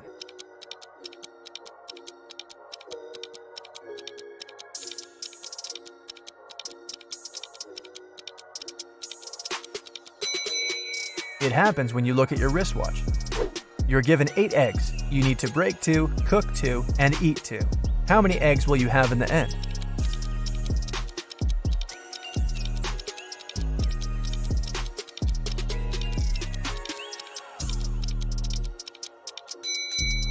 You can break, cook, and eat 2 eggs. It'll leave you with 6 eggs. Julia was angry with her boyfriend. She sent a message to her best friend who lived in Switzerland. In this message, the girl complained about something the guy had done, but her friend sent her a very strange reply. Give, get. Give, get. Give, get. Give, get. What did Julia's friend mean?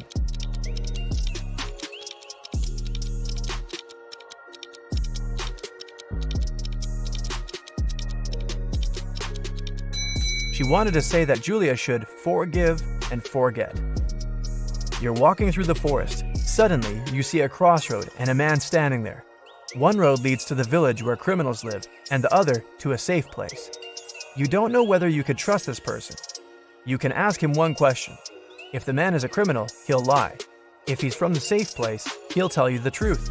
Which question should you ask?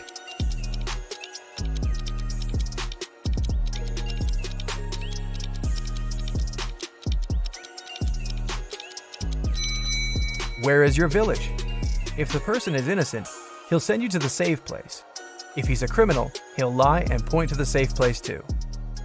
It was Mr. and Mrs. Anderson's wedding anniversary, and everyone was getting ready for the party. Mrs. Anderson wanted to put on a diamond bracelet her husband gave her for their wedding. When she opened her jewelry box, she didn't see the bracelet. Trying not to panic, the woman called her teenage daughters, Joan and Andrea.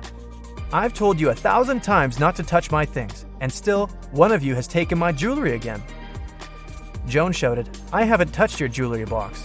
Andrea also denied taking her mom's stuff. Why would I need your bracelet? I've got lots of my own. Which girl is lying?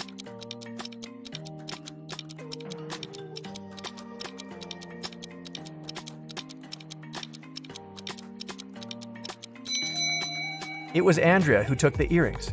Mrs. Anderson didn't specify which piece of jewelry was missing. Then how did the girl know it was a bracelet? Can you figure out the answer to this rebus riddle? Mary plus Mary.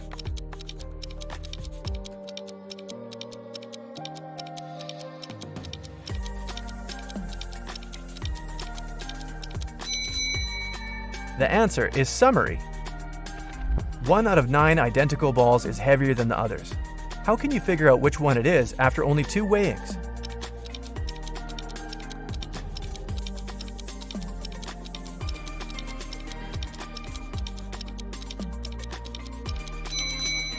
You should divide all the balls into 3 groups and weigh 2 of them. That's how you can figure out which group contains the heavy ball. After that, you should pick 2 balls from the heaviest group, weigh one of them with the other, and you'll understand which ball of the 3 is the heaviest. And now, the best part, your results. If you got 0 to 5 points, it might be too early to try on your Sherlock's hat. Practice more, pay attention to details, and you'll get there. If your score is 5 to 10 points, you're probably ready to apply for a detective's assistant position. And then, with some more experience, you might even replace your boss one day. And if you got 11 to 15 points, you can easily open your own detective agency. You have a sharp eye for details and amazing logical skills. Okay, you ready?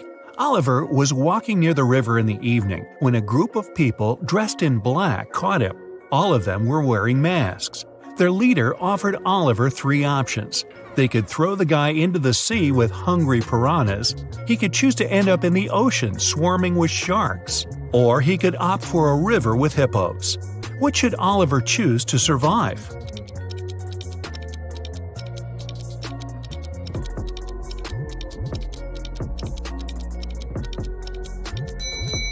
Piranhas only live in fresh water. The guy should pick the sea with the piranhas. An expedition set up camp in the middle of a desert. They were planning to spend several days in that place. But when they woke up, their truck had disappeared. Luckily, they had enough food to last a week, but no power and little water. But there was more to come. 3 days later, one of the team members disappeared. The leader of the expedition questioned the remaining people. Michael said he had been wandering around, trying to find water. Emily said she had been playing games on her smartphone. Evelyn claimed they had been sleeping all day long to save energy.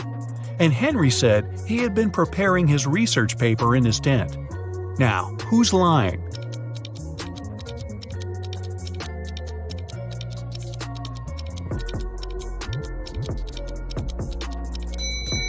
Emily.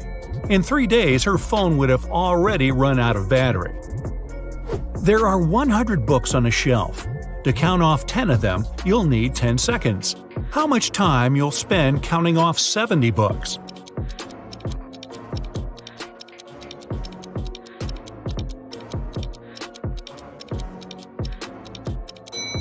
It will take you 30 seconds. You'll need this time to count off 30 books, and the remaining ones will add up to 70. Sophia's sister, Chloe, visited her on Saturday. The women had a meal and talked about their lives. Chloe had been promoted. Her husband had recently presented her a diamond ring, and they were going to have a vacation in Hawaii. Chloe didn't have such amazing news. She only listened to her sister and complained about life. Right after lunch, Chloe felt unwell. She paled and lost consciousness. Sophia called an ambulance. They rushed Chloe to a hospital and hardly had enough time to save her life. It turned out the woman had been poisoned. The police came to Sophia to ask her a couple of questions. She was shocked. "We ate the same food. I cooked chicken and made a vegetable salad. Nothing exotic." After examining the food, the police officers arrested Sophia for trying to poison her sister. But how did she do it?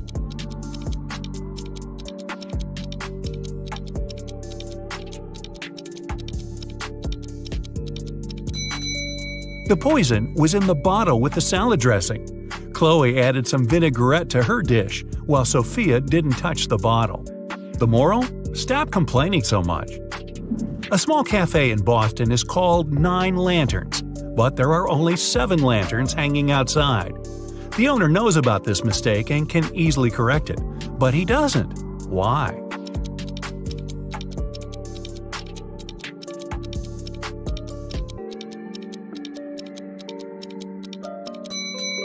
When the wind took away 2 lanterns some time ago, the man wanted to replace them. But before he could do it, he noticed that more people started to come into his cafe. They told him 2 lanterns were missing, and then stayed to drink coffee. Jackson came to visit his friend Aiden, who he hadn't seen in ages. They had a great time, gossiping and drinking tea. But Jackson had completely forgotten Aiden had one quirk. He loved making up riddles and never let anyone leave his house without cracking 1 or 2 of his newest ones. This time, his question was, "What do you swallow that can swallow you?" Can you help Jackson get home? Hey, it's already late.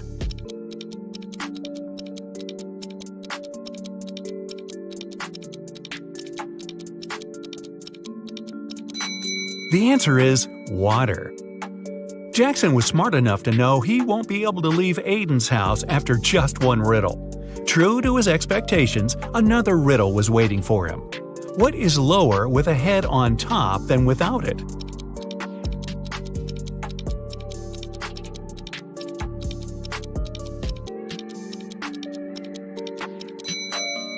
Jackson took his sweet time, but eventually he realized the right answer was a pillow. Could he go home now? Apparently not yet, but Aiden promised it would be the last riddle for the evening. He told his friend, Hannah's birthday is on January 23rd, but she always celebrates it in the summer. Why?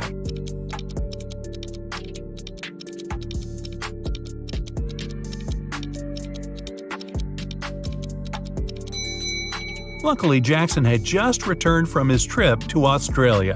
He immediately realized that Hannah lived in the southern hemisphere. There, January is the hottest month of the year. Students knew they would have an exam on Friday, but their strict professor didn't tell them the exact time. When one guy gathered enough courage to ask about it, he got a weird reply. If 11 plus 2 equals 1, 10 plus 6 equals 4. If you manage to figure out the answer, you won't miss the exam. Do you know when the students should meet with their professor?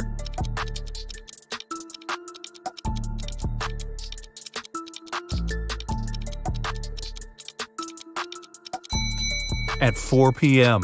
11 o'clock plus 2 hours is 1 p.m. Then 10 o'clock and 6 hours is 4 p.m.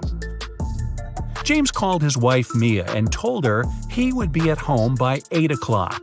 They didn't plan anything special for that evening, but when he arrived at 2 minutes past 8, the woman was furious. Why was she so angry?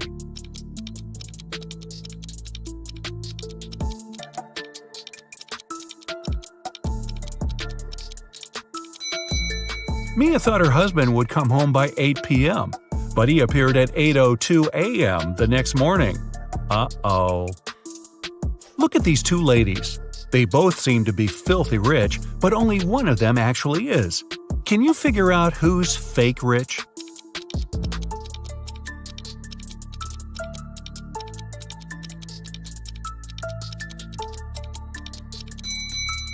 It's the girl on the left. She's taking a photo with a luxury car in the background.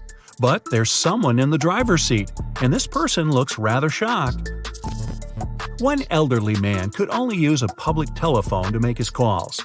Once the phone stopped working, the man informed the phone company. He waited and waited, but no one came to fix the phone.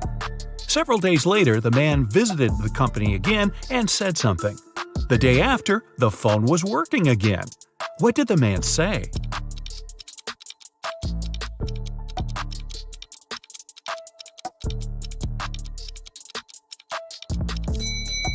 He said people use the phone to make calls without paying. Look at this picture attentively. What's wrong with it?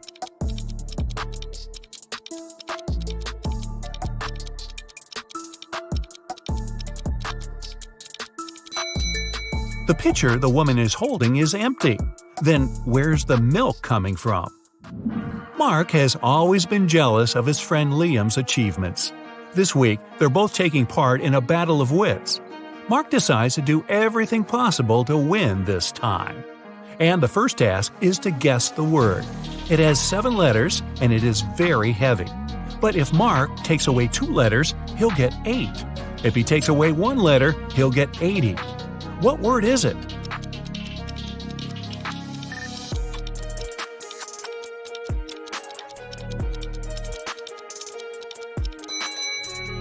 The first riddle is a success. Mark finds the right word. It's weighty. The next question is even trickier. A man went around the world in a ship, and still he was always inside of land. How is it possible?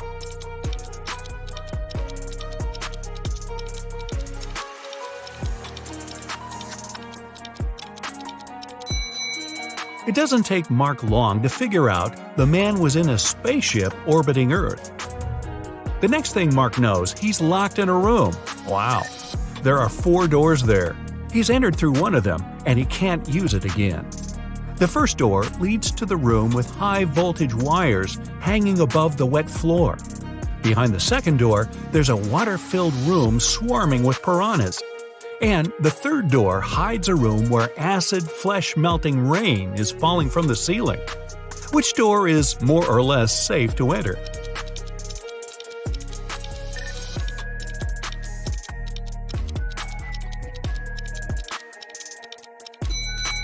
Mark opted for the first door and didn't regret it. It was safe because he didn't let his body come into contact with the wires and the wet floor at the same time. It turned out the next task was the last one in this competition. Mark was looking forward to finding out the winner, but first he had to do some brain work. The world's tallest tower is finally finished. It took 5 years to build it. Every next year, the construction doubled in height. How many years did it take the tower to reach half its current height?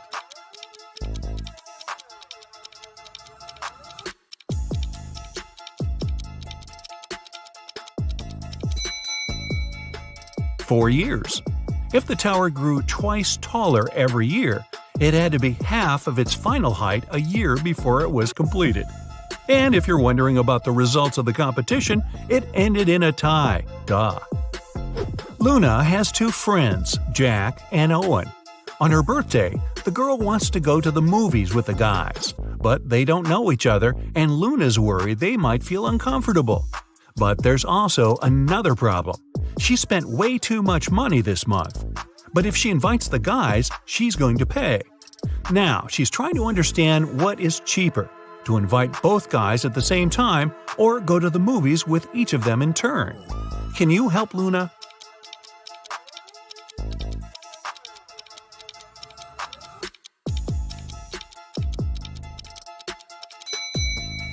It'll cost the girl less to invite her 2 friends at the same time. This way, she'll only have to buy 3 tickets. If she goes with each of them, she'll pay for 4 tickets. It was a sunny summer day without a single cloud in the sky. The ship was in the harbor. There were many people on the shore. They gathered there to look at the vessel. Suddenly, the ship started to sink. There was nothing wrong with it, and all of its systems were functioning correctly. The weather was fine and the sea was calm. But the ship still disappeared in the blink of an eye. What happened?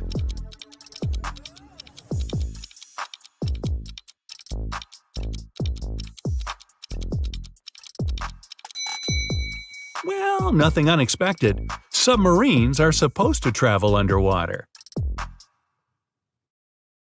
Ellis had to go to the hospital the other day. When she entered, she immediately felt something off about the place. Walking along the hall, she spotted 3 doctors.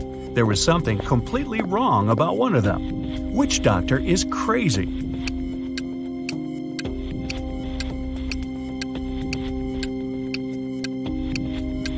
The one on the left, he's got wolf eyes and teeth, and there's no badge on his uniform. Stay away from him, Ellis. Alright, Ellis didn't listen to our piece of advice and went straight to Dr. Wolf's room. He says he needs to apply some new protective cream on her, but in fact, he just wants to test it. After covering Ellis with this magic lotion, she shouldn't have trusted him. He makes Ellis choose one of 3 containers to jump into. Wow, this is a weird hospital. One of them is filled with toxic waste. In the second container, there's acid that can eat through metal. The third one is filled with lava from a volcano that almost ruined a whole town a year ago. What container should Ellis choose?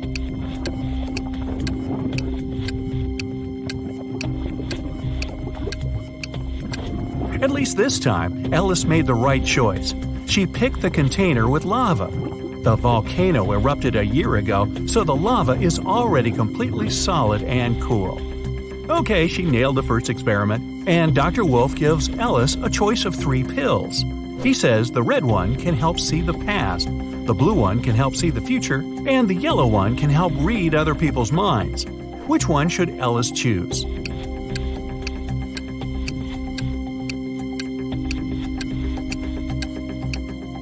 Ellis was smart enough this time. She randomly picked the yellow one, but she suspected it was another experiment. She gulped the water but never swallowed the pillow and still has it in her cheek. In fact, all 3 of them were poisoned. When the wolf went outside for a second, Ellis spat out the pill and ran away. Hey, try the urgent care clinic, Ellis. No wolves there. Ginny was cooking dinner for her friends. When everyone was at the table, she suddenly realized there was something wrong with one of her friends. Which friend didn't like the meal?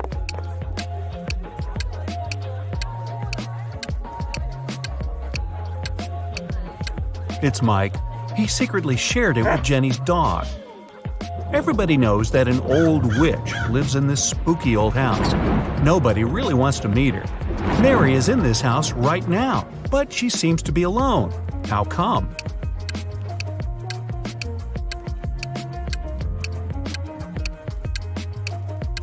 Who said witches can't have a name Mary?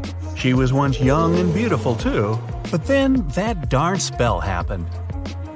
One town had a weird law that said all the men had to be cleanly shaven, but no man was allowed to shave himself. The only person who was licensed to shave them was a 40-year-old hairdresser. But who shaved the hairdresser?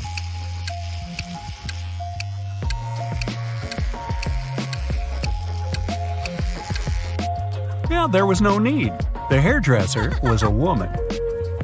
Allison met a stranger yesterday, and she immediately knew who he was. She hadn't seen this person before, and no one had ever described him to her. He wasn't a celebrity, and he wasn't doing anything unusual. So, how come she knew who he was?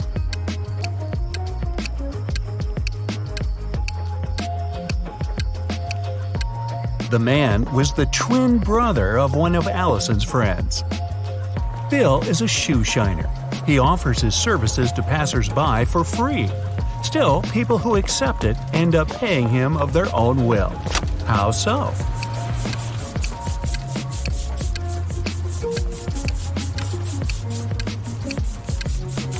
Bill shines only one shoe for free. People don't want to look bizarre with just one clean shoe and have to pay for the shining of the other one.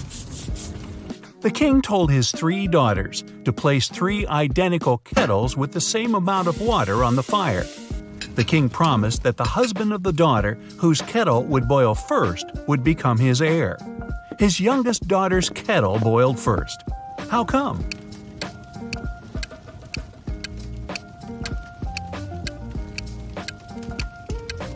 While the other daughters kept lifting their kettle's lids to check if the water was already boiling, the youngest one kept it closed. Up for some math? Nah, just kidding.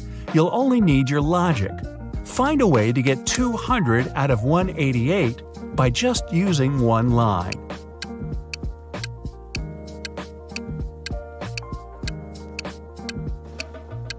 Use the line to cut 188 horizontally. This way, you'll get 2 100s. One person was 25 years old in 2000 and 20 years old in 2005. How is this possible?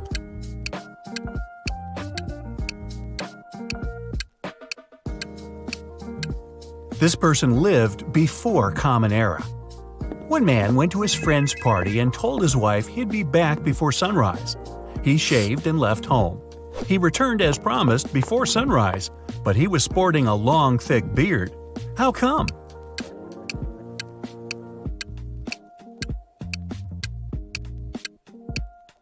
The man and his wife lived in a place with polar nights that can last for several months. A man was driving his car all the way from New York to Boston. Only at the end of the trip did he discover that one of his car's tires had been punctured from the very beginning. Still, he managed to reach his destination successfully, and his journey wasn't affected by this problem at all. How is it possible?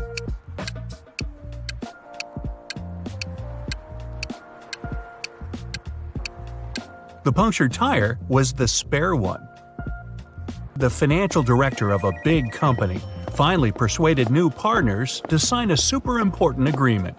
He then put this document into a folder and left it on the table in his office. When he arrived at work the next morning, the folder was gone. John gathered all the employees who were in the office at the time and questioned them. The cleaning lady said that she had been busy washing the floor and hadn't paid attention to anything around.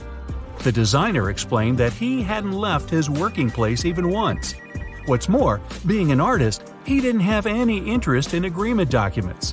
The accountant admitted that he had entered John's office to have some documents signed, but once he noticed there was no one inside, he immediately left. Who took the folder with the agreement?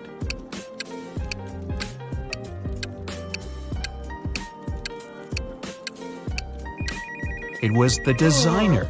John never mentioned which folder was gone. How would he know that the missing folder had an agreement inside? Eric wears either only black or only white socks. One morning, he was in a hurry getting ready for an important meeting with new partners. Suddenly, the power goes out. The guy has 10 white and 10 black socks in his drawer, but all of them are mixed. He doesn't want to look silly at work wearing different socks.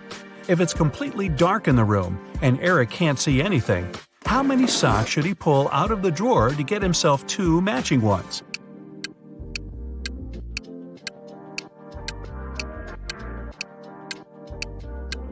Three socks are more than enough.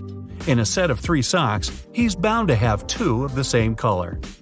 A hungry vampire is following you in a lonely street one dark night. Suddenly, you see a house with its door wide open and decide to hide there.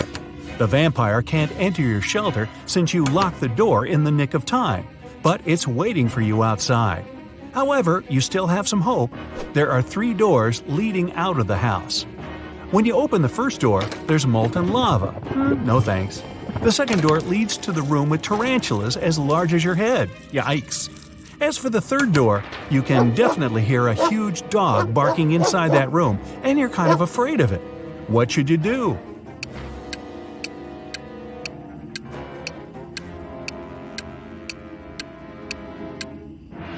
Just wait till morning. Vampires can't stand daylight, and your pursuer will have to leave you alone. You're trapped in a room that's slowly getting filled with water coming from a faucet on the wall. There are no windows in the room, and the door is sealed shut. You have a mop and a big bucket. So how are you going to get yourself out of this one?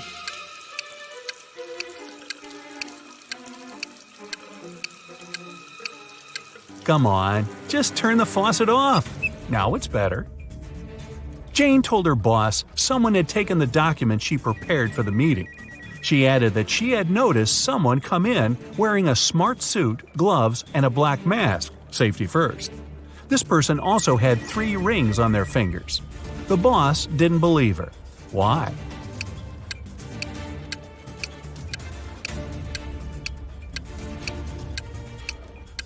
She said the person was wearing gloves. Then how did she see 3 rings on their fingers? Jane must have simply forgotten to print those documents out. A hotel owner was visiting the construction site to see the progress. He wanted to start welcoming the guests as soon as possible and had big plans. At some point, he left his briefcase with important documents on the table. Some worker grabbed it and ran away.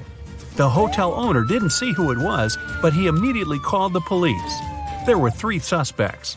The architect said he had been talking on the phone, trying to get electricity for the site as there was none. The designer told the police he had been trying to find the best paint for the walls. The electrician explained he had been down in the basement trying to fix a burst light bulb. The detectives figure out who was lying. Can you?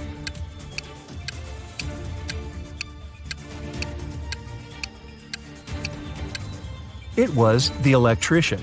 How could he fix the burst light bulb if there was no electricity at the construction site at all? Liar, liar, pants on fire. A super wealthy businessman, Mr. Carl Jenkins, has been taken and left locked up all alone in a dark room. His phone's almost run out of charge, so he can only write one message. He knows that someone might spy on his phone, so he decided to write a message with a code to a high school friend, John Smith, who runs a detective agency. He remembered that in high school, they would cipher messages to each other, so he used the same technique. The message was this. Can you guess what it means?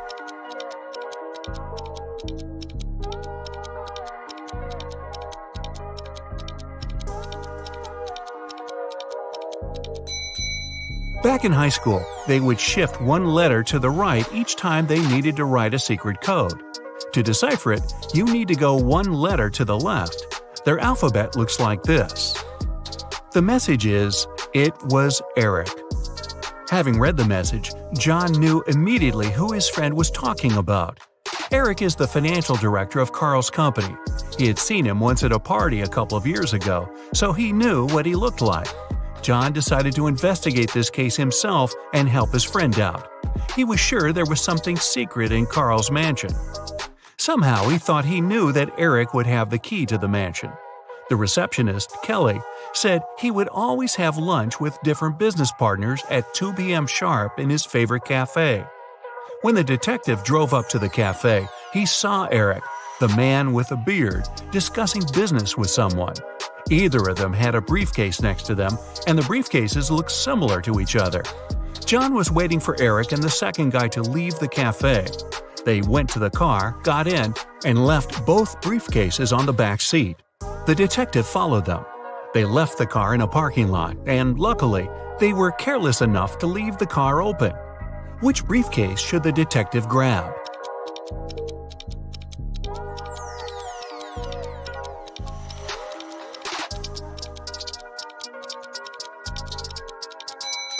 The one that looks brand new. While they were walking to the car, the detective spotted a few scratches on the second man's briefcase. Both briefcases were locked with a cipher. Not to make the whole thing suspicious, the detective decided not to take it and cracked the code right in the car. Can you help him open the briefcase?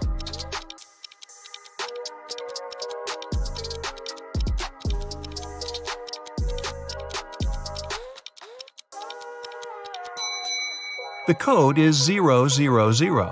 The briefcase is brand new, and Eric probably didn't have time to set a code on it yet. Plus, Eric's the one who leaves the car open and unattended in a parking lot, so no wonder he uses a default code for his briefcase. Now that the detective has the key, he heads to the mansion. The front door isn't a problem with the key in hand. The study is upstairs. He's been there before, so he remembers the stairs leading up have a secret. If you step on the wrong stair, you'll instantly fall to the basement and won't be able to escape from it yourself. What step should John mind?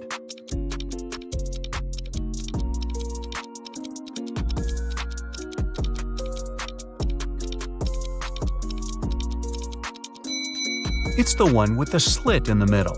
When you step on it, it opens and you get into a dark room with bats and spiders. Yikes! Alright, John is finally at the study door, and Carl would always use buttons to open it. You've got only one try.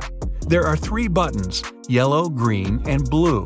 Which one should the detective choose if he knows that Carl is a big fan of painting?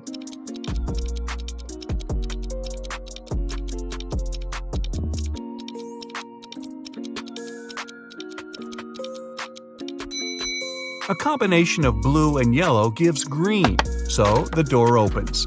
Green light for our detective. He finally reaches the safe with top-secret documents that could help him find out the truth. Obviously, just like any other safe, it's locked with a code.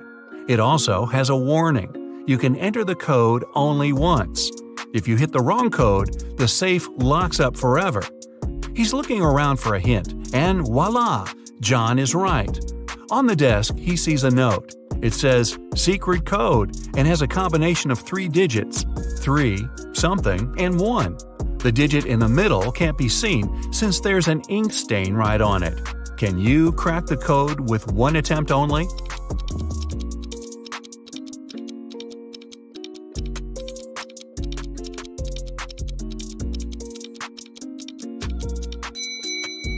The code is 371.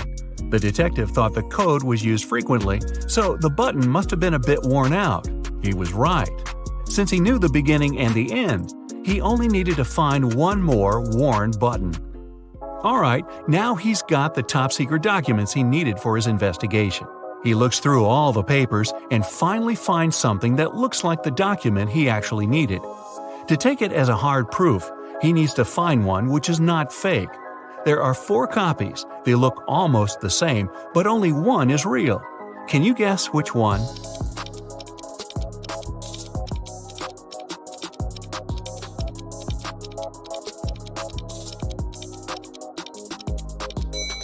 It's the one in the upper left corner. It has a stamp, a signature, and it says agreement. The one next to it looks the same, but it has a spelling mistake. It says agreement. Other copies lack either a stamp or a signature. So the detective takes a closer look at this agreement and sees something about a painting bought in an auction. He suddenly understands that his friend Carl was taken so that someone could sneak into his mansion and grab that super expensive painting. He's looking at the wall with all the paintings Carl collected and realizes that no painting is missing. There are as many nails in the wall as there are paintings. Still, there's something strange about one of them. Can you spot what's wrong here?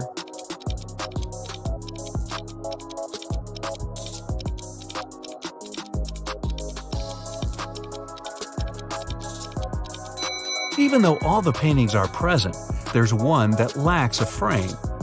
According to the agreement, the painting has been recently bought, and an art dealer helped Carl pick it. The expert was an honest man, and he helped Carl make sure all the other paintings in his collection were real. This time, the painting turned out to be nothing but a copy. Why did the expert suggest that Carl buy it?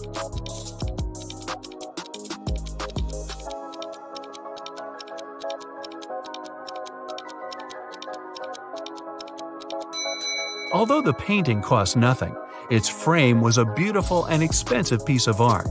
The one who grabbed it definitely knew that. Now it's all clear.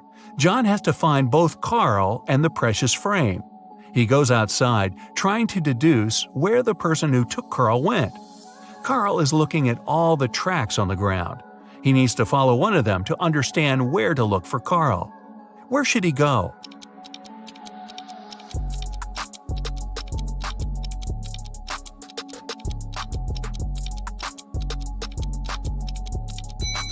He's got to follow the tracks going to the left.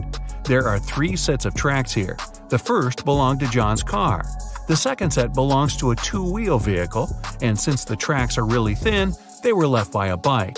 It seems impossible to take someone somewhere on a bike, so these must belong to a mail carrier who comes every day to bring the letters. The last set of tracks definitely belongs to a large car, so John should follow it. He's lucky and there are no turns, so he's just going straight. Half an hour later, he sees something like a castle. He drives up to it and he sees 3 moats in front of him. Here's the first one, a row full of metal stakes. How can John jump over it safely?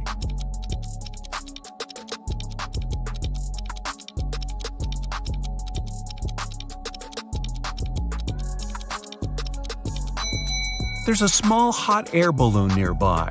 John has to untie it and light the lamp to take off.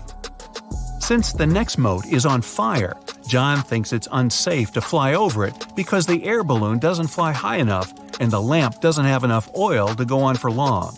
Still, he managed to cross the moat with fire easily. How did he do it?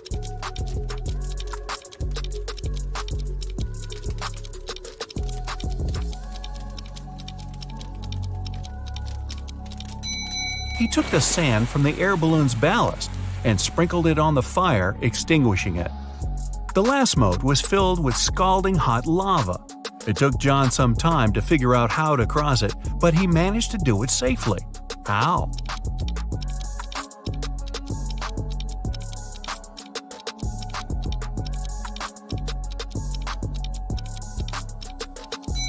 There were a lot of stones around him. The lava torrent wasn't deep at all, so throwing stones at it, he made a tiny path to hop on. The castle was rather small inside, so the hardest thing was to actually get into it. When he entered the hall, John saw 3 doors. Above the doors, there was a sign. It said, "One of the doors leads to a labyrinth no one ever escaped. One of the doors is the exit.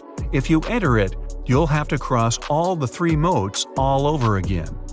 One of the doors has what you're looking for." When John looked at the doors, he knew immediately where his friend was. Which door did he choose?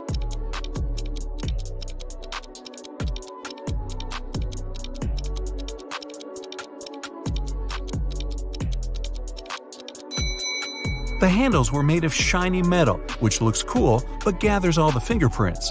The only door with fingerprints is the one on the left. John opens the door and sees his friend. Carl rushes out of that dark room, and while heading to the exit, they spot a few frames. Which one is Carl's?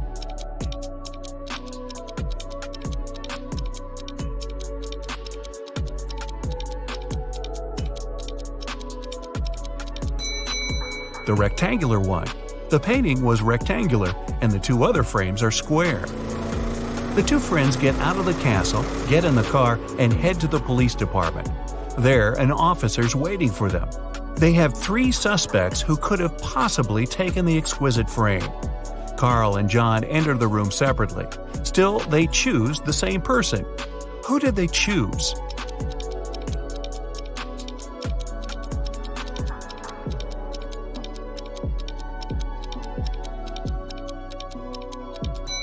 The man on the right. Carl chooses him because it's the art expert. John chooses him because he saw him with Carl having lunch. Wow, seems like this expert's not going to work with Carl ever again. You ready? Here's another brain-busting workout for you, and off we go. After classes, Margot was studying in the library.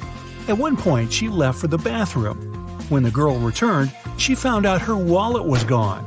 Margot immediately called the police. The librarian said she'd seen some guy, but she had poor eyesight and couldn't remember what he looked like.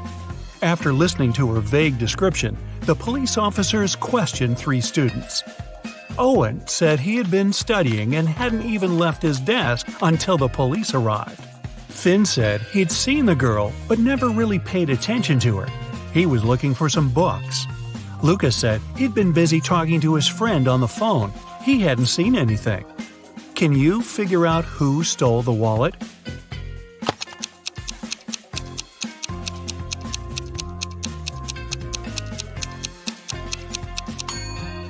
It was Luca.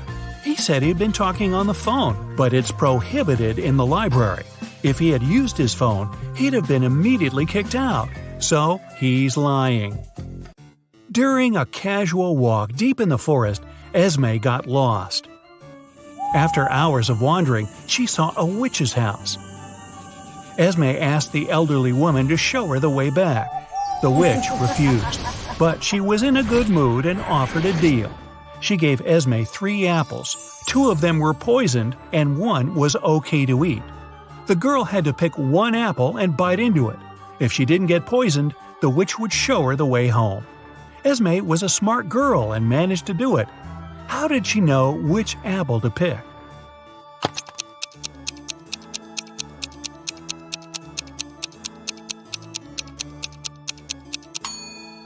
In 1 apple, there was a worm, which means it was safe to eat.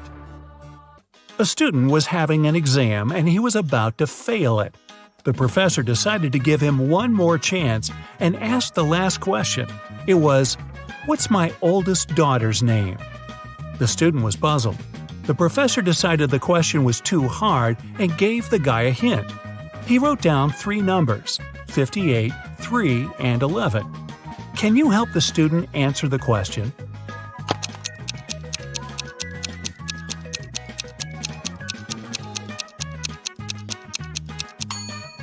It's a chemistry class. The riddle must be related to this subject. Have a look at the periodic table. The 58th element is cerium, or Ce. The 3rd element is lithium, Li. And the 11th element is sodium, or Na. If you put all of them together, you'll get the name Selena. The professor liked the game. When another student was struggling with his task, he gave him another puzzle. The man said, "I have daughters. All of them, except 2, have dark hair. All of them, except 2, have blonde hair. And all of them, except 2, have red hair. How many daughters do I have?" Can you help the student out?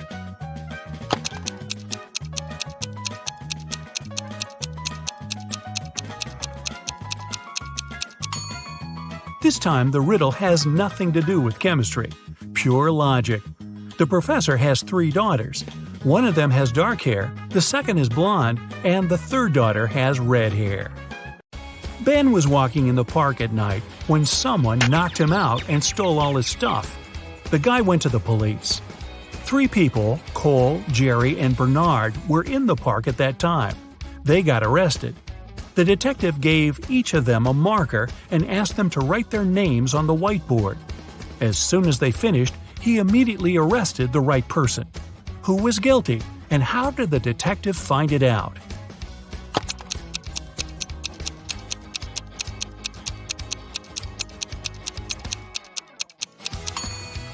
It was Jerry.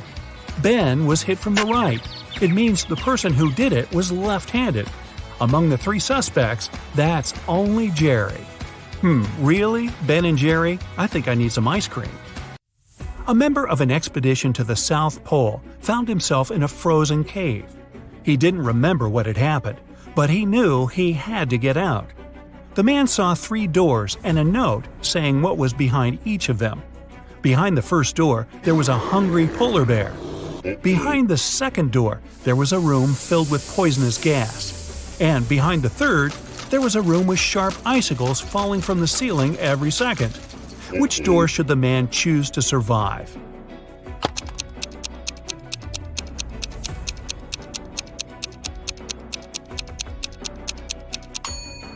He should pick the first door. He's at the South Pole. There are no polar bears there. After classes, Nora stayed at the university. She needed to finish her project. She was sitting in the hallway. Soon, she got hungry. The girl went to grab some food and left all her stuff behind. When Nora returned, she checked her things and called the police. She told them what had happened and reported her wallet stolen. There were 3 other students nearby. All of them were questioned. Kennedy said she had been texting her friends. Ethan said, "I did sit close to Nora for a while, but I didn't see or touch her wallet." Gabriella said she had been in the classroom and just walked out a couple minutes before. The detective listened to them and left without arresting anyone. Why?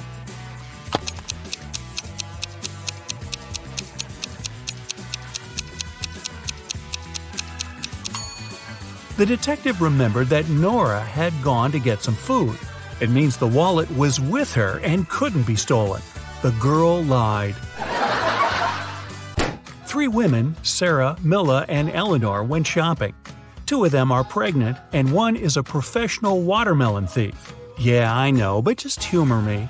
Can you tell which one stole the watermelon?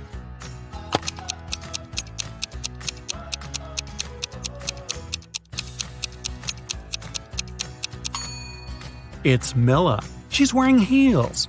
It's not the kind of shoes pregnant women would wear. Aurora was spending her summer in the countryside. She often took long walks in the forest alone. One day, she saw a huge mansion. It was obvious no one lived there, so she entered the house. It was dusty inside, but still beautiful. Aurora took some pictures and left the place.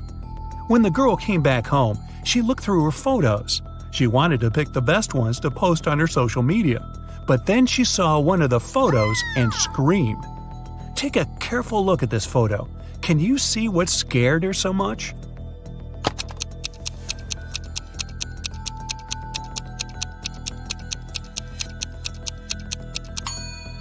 Aurora noticed she, herself, was in the photo. But it's impossible. She was alone in the house. Stella and Adeline were sisters. Their grandmother once presented Adeline a bracelet. But both girls loved this piece of jewelry very much. So sometimes Stella snuck into her sister's room and borrowed the bracelet. One day, Adeline came home and noticed the bracelet was gone. She knocked on her sister's door. Stella opened the door, realized it was her sister, and shut it again. In a couple of minutes, Adeline managed to break into the room. She started searching for the bracelet. Stella told her that this time she hadn't taken Adeline's jewelry. Adeline didn't find anything and had to leave. But on her way out, she remembered something and managed to get her bracelet back. Where was it?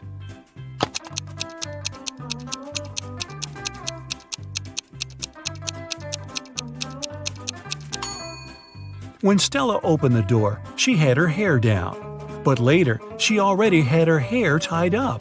In those few minutes, she made a bun and hid the bracelet in her hair.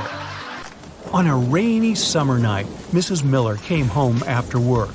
Her neighbor, Mrs. Smith, visited her. The women wanted to have some tea together. Mrs. Smith said her daughter was at a party. She met one of Mrs. Miller's triplet sons there. Mrs. Miller asked which one it was, but her friend didn't know. Her daughter could never tell the guys apart. The problem was all 3 of them were grounded and weren't allowed to go out until the next week. Mrs. Miller wanted to find out who had broken the rules. She called the boys and asked how they'd spent the day. Ian, the artist, said, "In the evening, I was outside drawing." Ryan, the musician, said, "I spent all day inside writing a new song." Luke, who likes sports, said, "I did a workout and spent the rest of the day reading." Mrs. Miller understood which of her sons was lying and grounded him for another month. Who's the liar, and how did she know?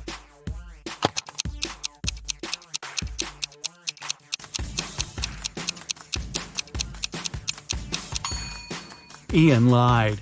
He said he'd been drawing outside, but it was raining. Another day, another walk in the forest, and Esme got lost again. And still, she managed to find the way to the witch's house. This time, the woman had another task for Esme. The witch gave Esme a candy bar and a knife. She was going to perform 7 tricks. After each of them, Esme had to give her 1/7 of the bar. But there was a catch. The knife was magical and could only make 2 cuts. It was also impossible to break the bar or cut it without the knife. How did Esme fulfill these conditions and return home?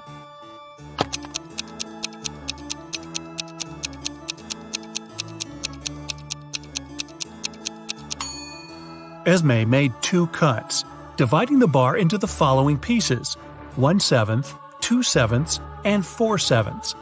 After the first trick, she gave the witch the 1/7 piece. After the second one, the girl offered the woman the 2/7 piece and took away the 1/7. After the third trick, she gave the witch the smallest piece back. After the fourth trick, Esme took away the first 2 pieces and gave the woman the 4/7 piece. Then she gave her the smallest piece again. After the sixth trick, the girl took away the 1/7 and gave the witch the 2/7 piece. And after the last trick, she gave the woman the smallest part of the bar again. Bonus question. Hey, if Esme is so smart, how come she keeps getting trapped in the forest? I have no answer. I can dig caves, but I don't need a shovel to do it. I store silver and gold in these caves. I can build bridges, and I can make golden crowns. Everyone needs me at least once in a lifetime, but most people are scared of me. Who am I?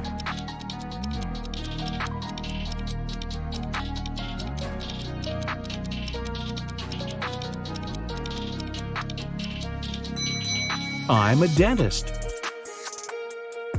The mystery of growth. When Mike was 15 years old, he hammered a nail into a cherry tree in his grandmother's garden. He wanted to mark his height. 10 years later, he returned to see if the nail was any higher. If the tree grew 1 inch taller each year, how much higher would the nail be?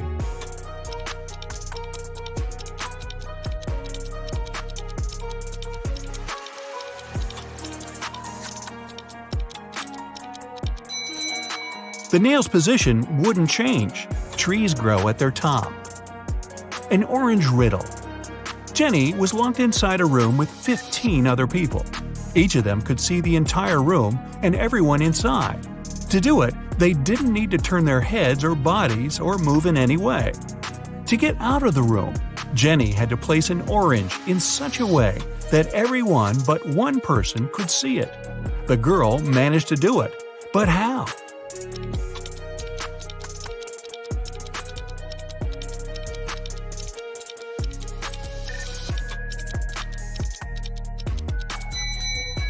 She put the orange on one person's head. Which one is more expensive? Eric went to the supermarket and took 2 oranges and 1 watermelon. They cost him $6. Helen went to the same supermarket. She opted for a lemon, an orange, and a watermelon. The girl paid $8. Oranges, lemons, and watermelons have different prices per piece. What's more expensive, an orange or a lemon?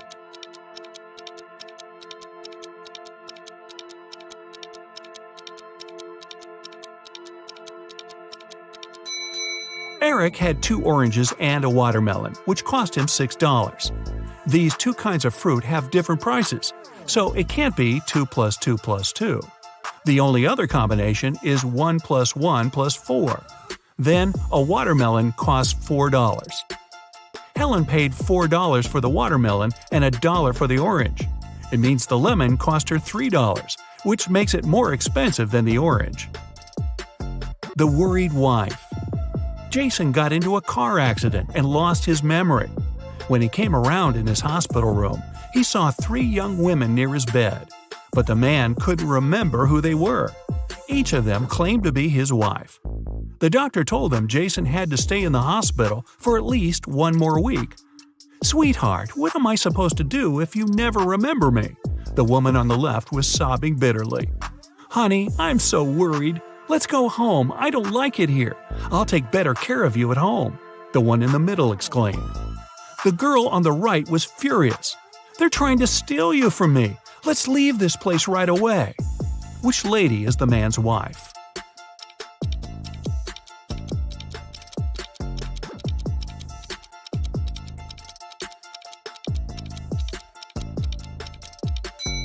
She's the one on the left. She's the only one who's worried. The other 2 want to take Jason away from the hospital, but he's injured and needs medical care. The inheritance. Jim's uncle Archibald was a wealthy man who loved playing pranks on his relatives. That's why, when he passed away, no one could find his will. But one day, a few years later, Jim was looking through some old papers. Suddenly, his breath caught in his throat. The document he was holding was his uncle's will. It read, "I hid all my money and other valuables at 3 p.m. sharp under my favorite cherry tree, right where its shadow ends. The one who digs it out will be my heir." Jim was beyond happy. He was going to be wealthy. He drove to his uncle's posh villa and found the cherry tree. He waited till 3 p.m. and started to dig. But try as he might, his efforts didn't pay off. Confused and upset, he had to return home. Why didn't he find anything?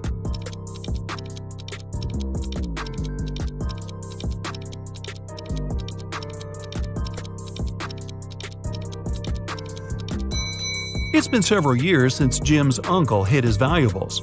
The tree has grown taller, and its shadow has become longer too. Who's poor? These 2 girls are putting on their makeup and getting ready to go out and have fun. They're using pretty much the same things: lipsticks, cosmetics, clothes. Their phones look similar too. But one of these girls is poor. Who is it?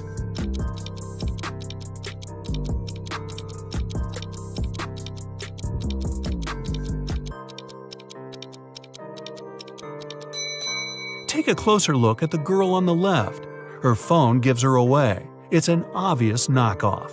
But then again, she saved some money. She won't be poor for long. Who is it? Mark and Liza had been dating for 2 years. One day, the guy came to his girlfriend's house. He was going to propose to her. But when he made it there, he found Liza with another man.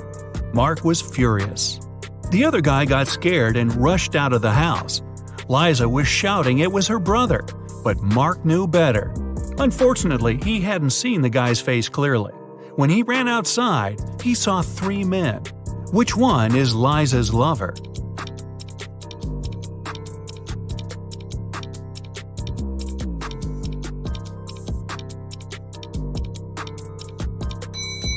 It's the guy on the left. It's freezing outside, and the other 2 guys have red cheeks and noses.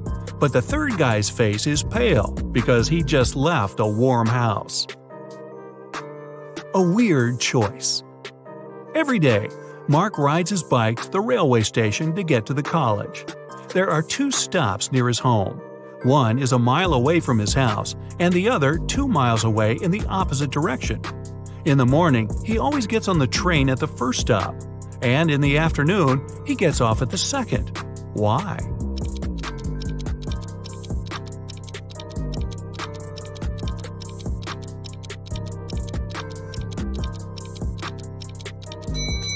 Mark's home and the stations are on the hill, and this method allows the guy to ride his bike down without any effort. A money problem. A notorious criminal caught rich businessman Brian and locked him in a room. "I won't let you go until you double the money I leave for you." And the criminal put $5,000 on the table. By the time he returned, Brian had already doubled the money. He hadn't left the room or communicated with anyone. Then, how did he do it?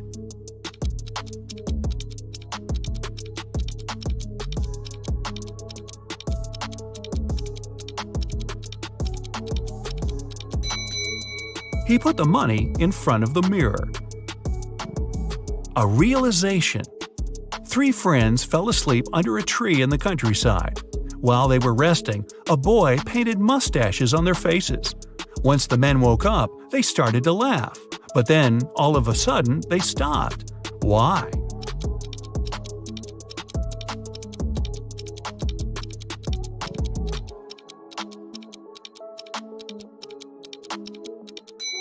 At first, they saw the mustaches on their friends' faces and found it funny.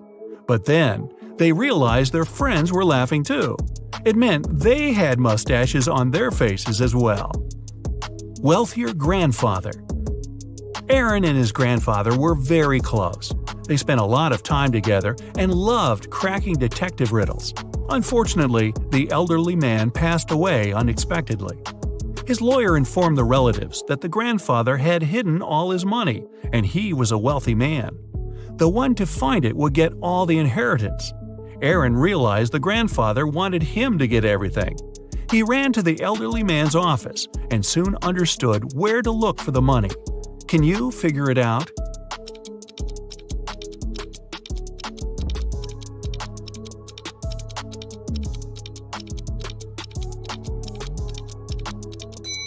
There's a cross drawn on the picture with a fountain. That's the fountain from their garden. Aaron has to look for the money there. Trapped in a well. James was a famous detective who could crack even the trickiest mysteries. Once, he was investigating a case and found some crucial evidence. The next morning, he woke up in a well. It was old and deep, but luckily not filled with water. On the flip side, there was no way the detective could get out to the surface. Suddenly, James saw his main suspect's face at the top of the well. "You won't live long enough to rat me out," the man shouted. And then, the detective felt soil falling on his head. The guy was going to bury him alive. But in an hour, James was already out of the well and running away. How did he manage to get out?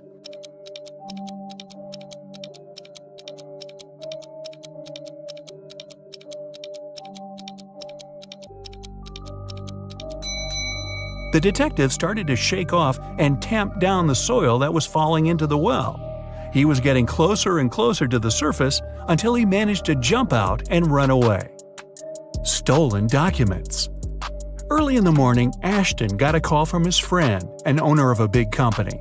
The man was in distress. A very important contract had disappeared from his office. It was on the desk the evening before, but nowhere to be found in the morning. Ashton immediately headed to his friend's office to question the employees. In no time, he had 3 suspects. Ben said he'd spent the previous evening at the movies. Mason took his girlfriend out to dinner, and Jesse was invited to a party. It didn't take Ashton long to understand who was lying.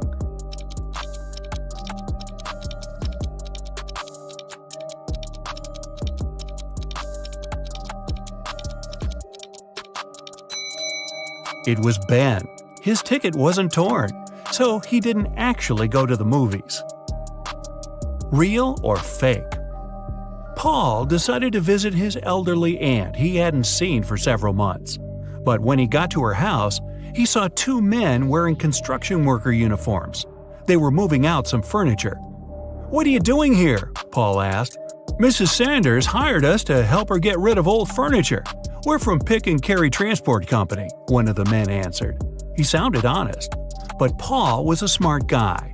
He felt there was something wrong about the whole situation. Suddenly, he realized the men were burglars. How did he understand it?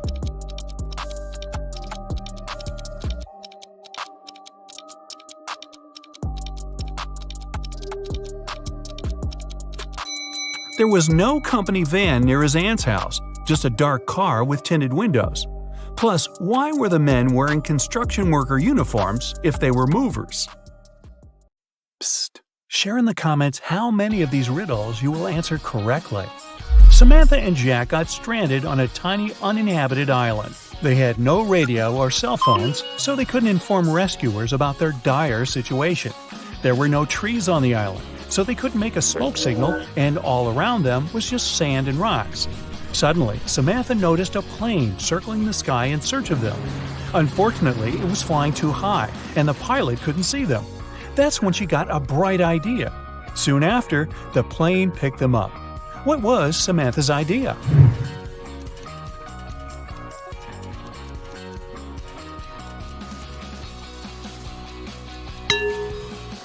To use rocks to spell out SOS on the sand.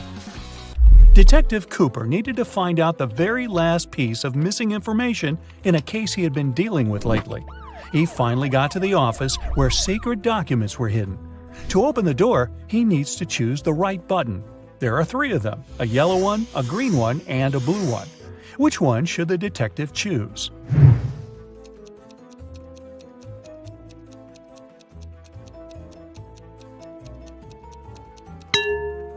The detective needs to choose the blue button. It's pretty worn out, so it must have been used many times. Plus, there's a small note with a warning. The green button is for an emergency, and the yellow one shuts all the doors and turns off the lights in the whole building. Wow, I want one of those. One day, Amanda thought her boyfriend Eric had a secret from her. To find out what it was, she needed access to his laptop.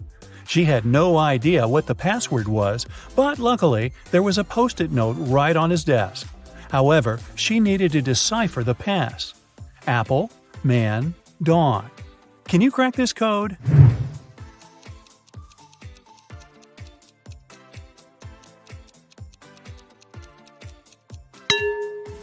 Right, it's Amanda. Her name is the code. By the way, the secret he was hiding was the birthday present Eric had been choosing for her. Well, that's what you get for snooping. Jack and Jim agreed to say yes all day long to all questions. If one of them doesn't say yes to a question, he automatically loses and must give $100 to his friend. Jim realized there was one question nobody could say yes to. What question was it?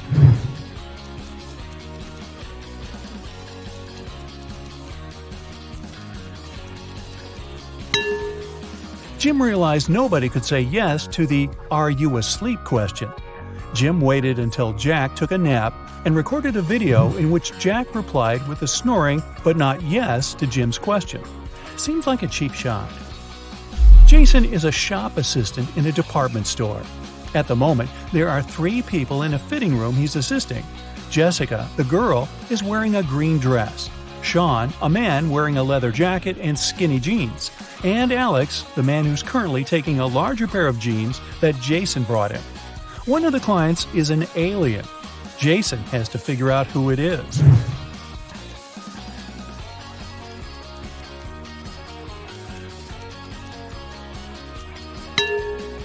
It's Alex. Take a closer look at his feet. Only a reptile or an alien could have such feet. Julian needed to find a very important document he'd lost. He looked through all the papers and finally found something that looked like the document he actually needed.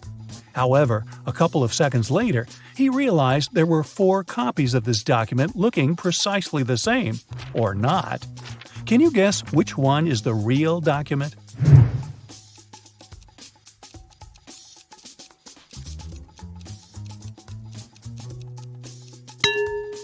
It's the one in the upper left corner. It has a stamp and a signature, and it says agreement. The one next to it looks similar, but it has a spelling mistake. It says agreedment. The rest of the copies lack either a stamp or a signature. Mr. and Mrs. Jones are fond of art and love collecting rare and expensive pieces. Once they had to go on a business trip, and when they came back home, they realized something precious was missing. They instantly called the police, but the officers were confused because no painting was taken. Why were Mr. and Mrs. Jones worried then?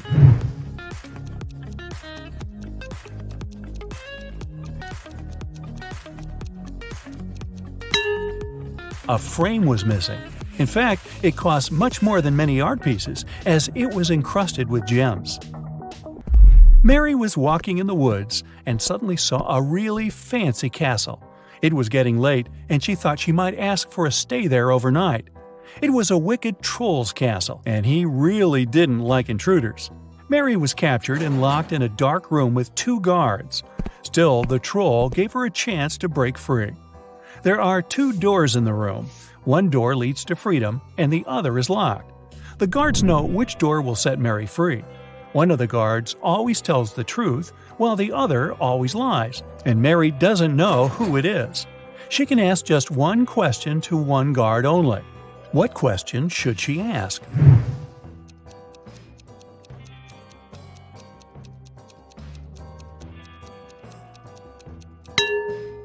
If Mary says, "If I ask your colleague to show me the way to freedom, what door will it be?" No matter what the guard replies, they will point at the locked door. The one that lies will show the wrong door, and the one that doesn't lie will show the wrong door too, since it would be chosen by the one who lies. This way, Mary knows the wrong door, and she needs to select the other one. One man went to his friend's party and told his wife he'd be back before sunrise. He shaved and left home. He returned, as promised, before sunrise, but he was sporting a long, thick beard. How come?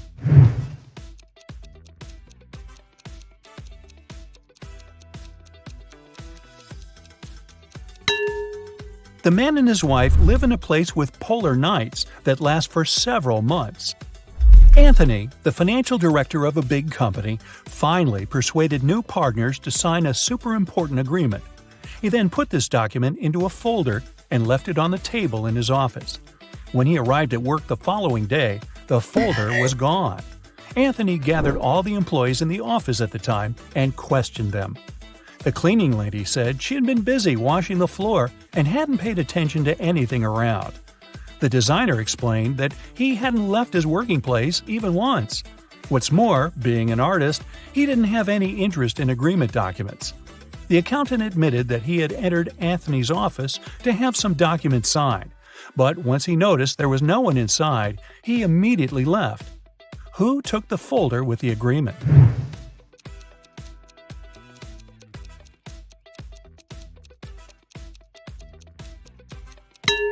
It was the designer. Anthony never mentioned which folder was gone. How would he know that the missing folder had an agreement inside? Eric wears either only black or only white socks. One morning, he was in a hurry to get ready for an important meeting. Suddenly, the power goes out. The guy has 10 white and 10 black socks in his drawer, but all of them are mixed. He doesn't want to look silly at work wearing different socks. If it's completely dark in the room and Eric can't see anything, how many socks should he pull out of the drawer to get himself 2 matching ones?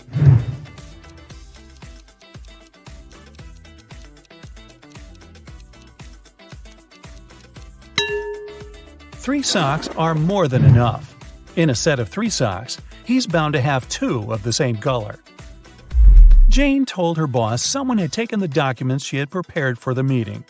She added that she had noticed someone come in wearing a smart suit, gloves, and a black mask.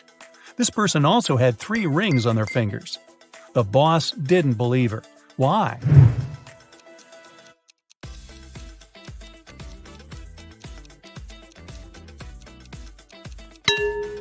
She said the person was wearing gloves. Then how did she see 3 rings on their fingers? Jane must have simply forgotten to print those documents out. On a nice warm day, Vivian, who lived in a town on the seashore, decided to go for a hike alone. But after hours of trekking, she ended up in a section of the forest she wasn't familiar with. Before her, there were 3 paths. One path had bare footprints leading away. Another had human footprints. And the third one was right by the river. Which one should Vivian take to find her way?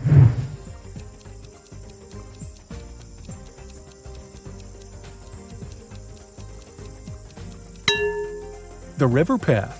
Since she lives in a coastal town, the river mouth most likely ends up in the sea. That way, she could figure out where she was. So now it's your turn. Count 'em up. How many correct answers do you have? Once, a prison guard accidentally overheard very disturbing rumors. Someone was planning a prison break. The guard watched all the footage from the surveillance cameras and discovered that two women had been behaving suspiciously. One of them was a former bodybuilder, muscular, with short hair, and covered in tattoos. The other was quiet and reserved. She preferred to spend time on her own and sometimes cried in her cell. After watching the video several times, the guard figured out which woman was planning to escape. Can you do the same?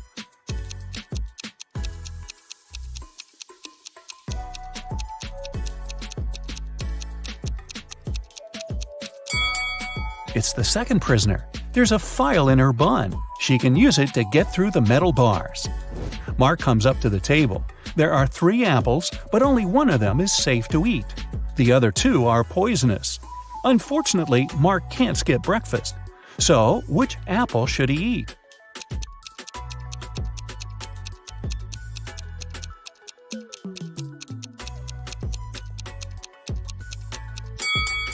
Look, this apple has a caterpillar in it. It means there's no poison in the fruit, and it's safe to eat. These 3 women, Jessica, Mary, and Olivia, went shopping. 2 of them are pregnant, and one is just trying to steal a watermelon. Can you tell which one is hiding a watermelon?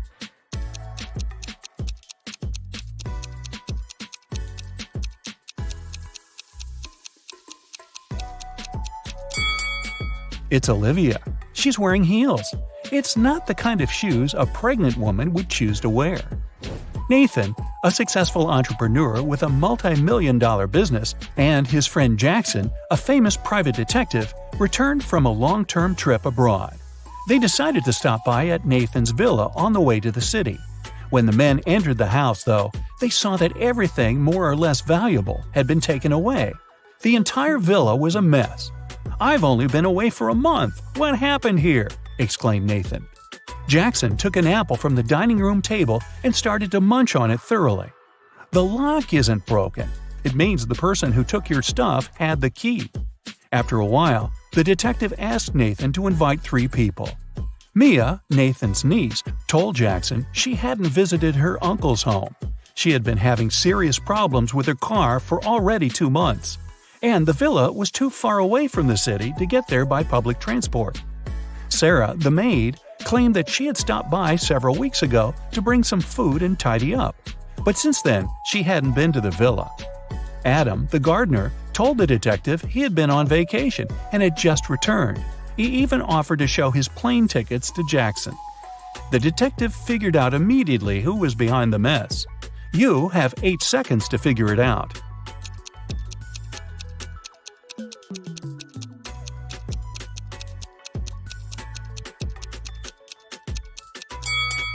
It was the maid. She said she brought food several weeks ago, but the apple Jackson grabbed from the table was perfectly fresh. Once, Ms. White heard someone crying. It was her little student, Abigail. The girl told the teacher her cookies had been disappearing from her locker. Someone had been taking them for already several weeks, but Abigail didn't know who. Ms. White decided to help the girl. They equipped the locker with a simple alarm that had to go off if someone who wasn't Abigail opened the door. They hid behind the corner and began waiting. In 10 minutes, they heard the alarm. When they reached the locker, it was already empty, and there was no one nearby. But Ms. White noticed somebody disappear behind the art room door. She rushed inside, but everything looked normal. And still, the teacher needed no more than a minute to understand who'd been eating Abigail's cookies. Look at the picture of the art room carefully. Can you find out the answer within 8 seconds?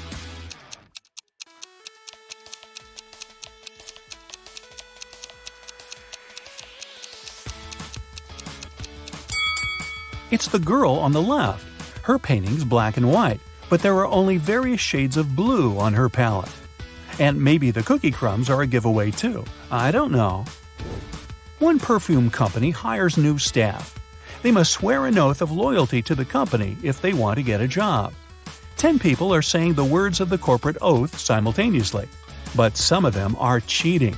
Help the directors figure out who these people are.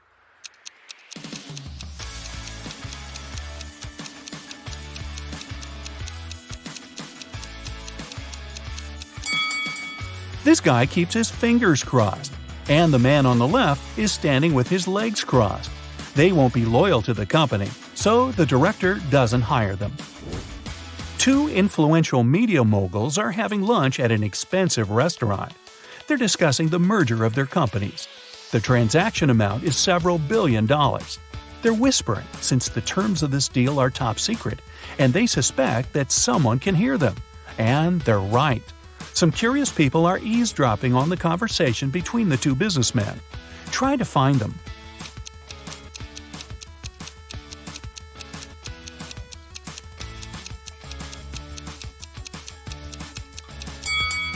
The girl at the next table is reading a newspaper that is turned upside down. She's obviously trying to overhear what the billionaires are talking about. This guy over there is listening to music, but the headphone wire is not connected to anything. Another girl is sitting at the table in the corner with a cocktail, but instead of an umbrella, there's an antenna in her glass. She's recording the conversation. "Where are my employees?" a boss shouts. He's furious because 3 people haven't come to the office. He calls each of them to find out the reason. All 3 tell him they got ill. The boss doesn't believe them, so they have to arrive at the office. Mary is wearing a warm jacket, hat, and scarf. She sneezes, coughs, and looks sick. Lori is walking on crutches. Her leg is in a cast.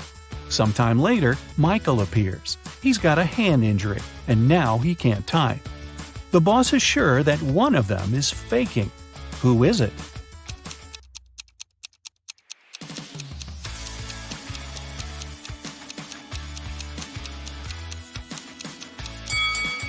Mike's left arm is broken, but his phone is in his left pocket. He must have used his broken arm to put it there, which means he's pretending. Apparently, he just didn't want to come to work. Ice will melt if you heat it, but if you heat me, I'll become solid. What am I?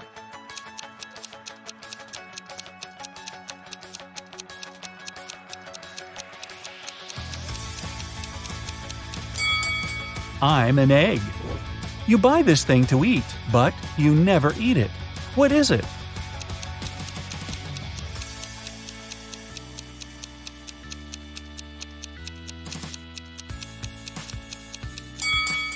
It's a plate. Mia was going back home one evening. It was 11 p.m., and she had to cross a small dark park in front of her house. Suddenly, she heard footsteps behind. Someone grabbed her bag and ran away. The girl called the police, and they questioned 4 suspects. Jack said, "I was choosing an outfit for a party."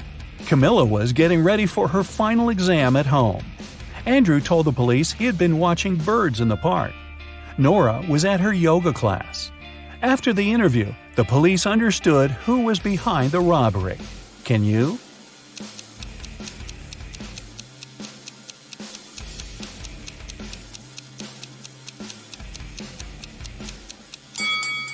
It was Andrew. At 11 p.m., it's too dark to see birds. James left a folder with important documents on the table in his home office and went to a business meeting. When he returned, he found out that the documents had disappeared. James had 3 suspects. His brother said, "I've been swimming in the pool since you left. I haven't seen or heard anything." The cook replied, "Tomorrow we're having a party. I've been preparing the food." The security guard told James, "I've been outside all this time, checking the garden for mice." Who knows where the documents are?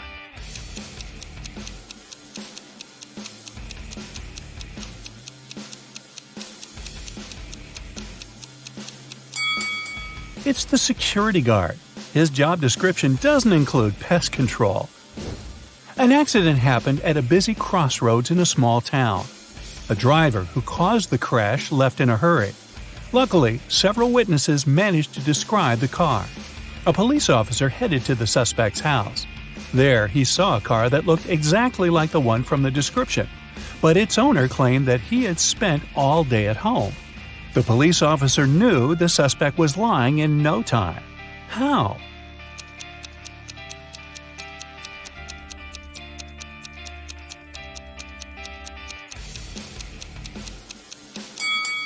He touched the car hood.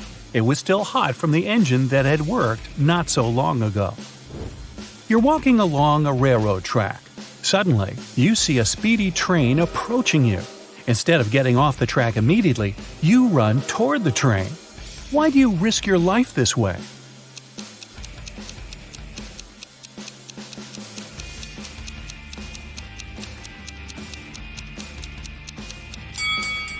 When you notice the train, you're on a bridge. You can't leave the track right away and have to run to the closest place where you can do it.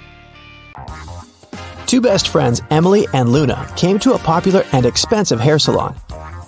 At first, the administrator told the girls they had just one available hairstylist. But after making a phone call, she happily announced she had found another hairdresser. Emily and Luna could have their hair done at the same time. But in the process, it dawned on the girls that one of the hairstylists was fake. Which one?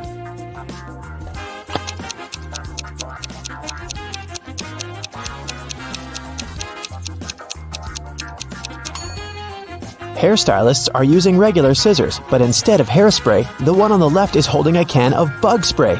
Yeah, that's a big clue right there. Mary and her younger brother Alex were mushroom hunting in the forest. They started to quarrel. So Alex got angry and ran away. After several minutes, Mary rushed after him. She was still fuming but also worried. Soon, the girl reached a small river. A man was sitting on the shore. "Did you see a teenager here?" Mary asked. "Yep, he's just taken a boat and made it to the other side." But Mary didn't believe the man. Why?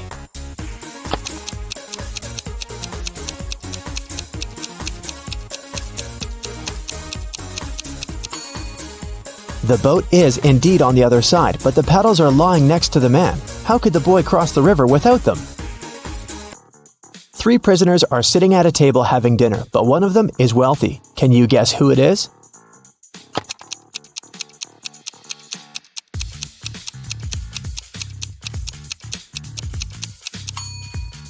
It's not the guy with the steak and shrimps. The little tag on his shirt reveals he's a chef, and he likes to prepare a special treat for himself. The guy with the jewels shows that he's well off, but in prison, jewelry is basically worthless. It's the third guy. Wealthy people try to keep a low profile in prison, not to be targeted by others. That's why he doesn't flash any valuable possessions or his status. It's Friday and all the students have gathered in a big lecture hall to take the end of term exam. The teacher has been informed that one student is going to cheat. Can you tell which one? Pay attention to every detail.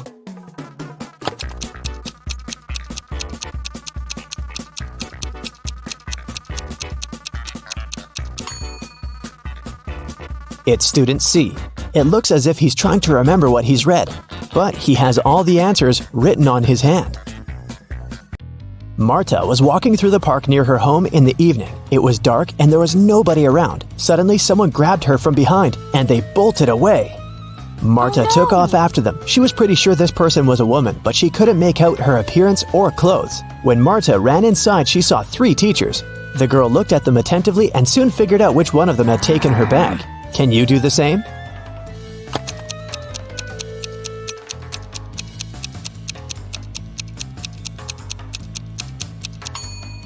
The woman in the middle wouldn't be able to run away with a cast on her leg. The one on the right doesn't have anything in her hands. Where would she hide Marta's bag so quickly? But the woman on the left has a big shopper bag on her shoulder. A real teacher wouldn't need to carry it in the classroom, so she was definitely the one who took the bag. Jonathan sneaked out of the house late in the evening to meet his girlfriend.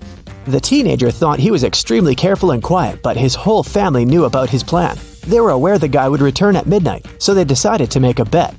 The one who would see Nathan first when the guy started climbing the fence would be the winner. The prize would be no chores for them for 1 week.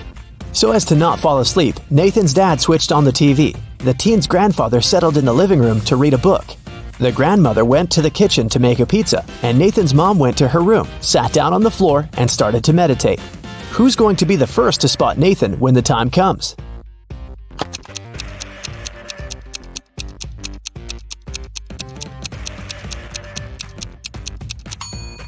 Nathan's mom. Her eyes will be used to the darkness, and she will see better than the others. Look at this picture closely and try to figure out who's from the future.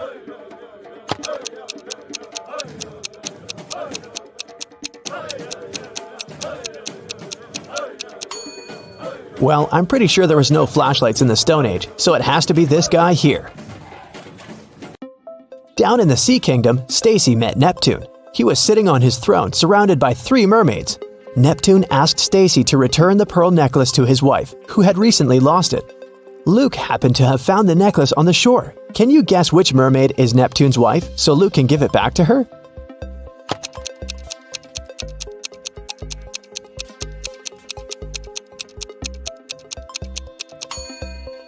It's the third one.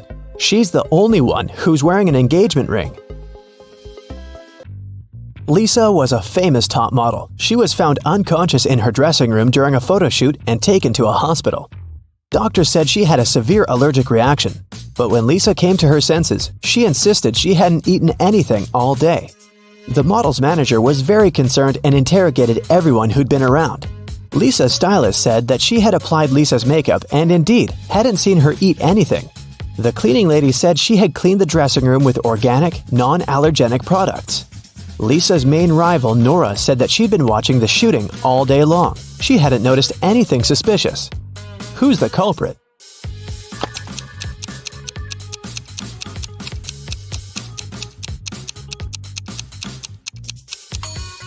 It was the stylist. Lipstick was the only thing Lisa could have swallowed that day. In the middle of the night, Dennis woke up because of a loud crash. One of the kids must have been out, but they know they aren't allowed to leave at night. The man went to check on the children. All 3 of them, Catherine, Ruth, and Larry, seemed to be sleeping peacefully.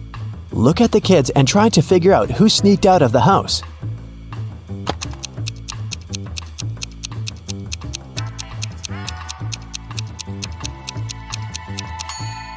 It was Ruth. There's a dirty sneaker hidden behind the curtain and several pieces of French fries under her bed. Brenda was traveling by train. It was scorching hot in the carriage. The girl took off her gold bracelet decorated with diamonds and put it on the table in front of her. Several minutes later, the train entered a tunnel, and it got pitch dark. When the tunnel was left behind, there was no bracelet on the table. Brenda was shocked. "Someone's taken my bracelet!" There were just 3 other people in the compartment. Helen said she'd been sleeping. Rachel was reading a book on her phone, and Gregory had gone to the bathroom even before the train entered the tunnel. Who took the bracelet?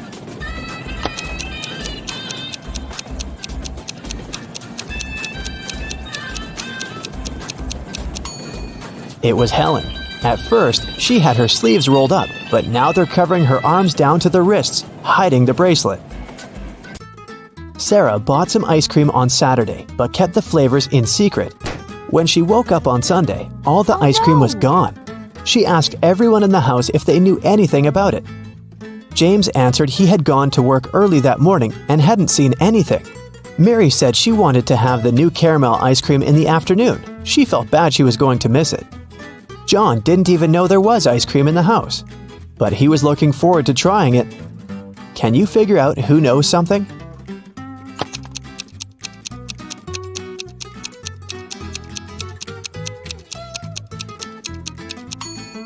It's Mary. The ice cream flavors were a secret. She couldn't be sure there was a caramel taste among them. Can you tell who's a real mermaid here?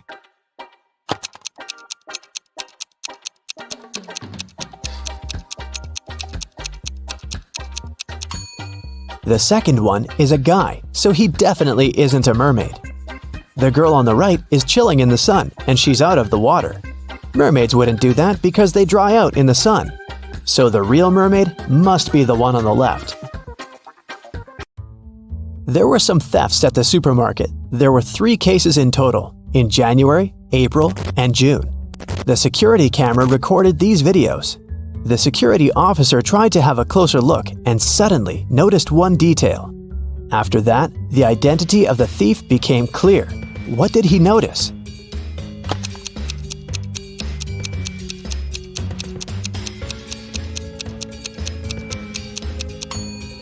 It was the pregnant woman. The attentive security officer noticed that in January, she looked about 6 to 7 months pregnant. In June, she looked the same. Seems like it's the mysterious case of the baby bump that was really a canned ham. One day, a thief decided to rob the local bank. He came up with a brilliant plan to dress up as one of the bank tellers and tried to sneak into the vault. As he was approaching the vault, he saw a security guard standing right in front of the door. The robber hadn't anticipated this, so he hid and watched the guard carefully when one of the actual bank tellers walked up to the door. The security guard said 12. The worker answered 6 and got in. Then another teller came up to the vault. When the security guard said 6, the person answered 3 and was granted access. The thief nonchalantly walked up to the security guard when the guard said 10. The robber confidently answered 5. He was arrested immediately. So why was the thief's answer wrong, and what could he have answered instead?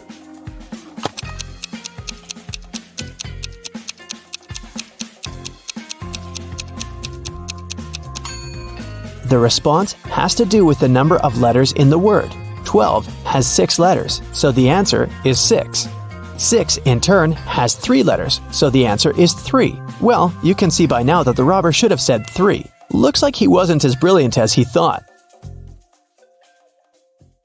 Kira is a very independent young lady. 2 years ago, she moved into a one-story house in Alaska. Since then, she's been living there with her dog.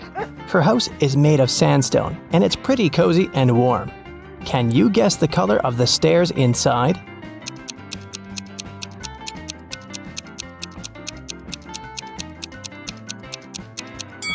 There are no stairs in a one-story building. One day, Kira went to town to buy some dog food and meet with her sister, Mia. They went for a walk and stopped in front of these 2 houses. In each house, a family with 2 pets with dogs or cats lived there. Kira told Mia 2 facts about those houses. On the left, the family has a dog that likes dry food, but the other pet loves canned food. And the family in the house on the right has a 7-year-old dog and a newborn pet. Mia asked Kira, "Do both families have a cat?" Kira replied, "I'm not sure, but if you manage to guess the house with the cat, I'll give you $100. Can you guess which family is more likely to have a cat?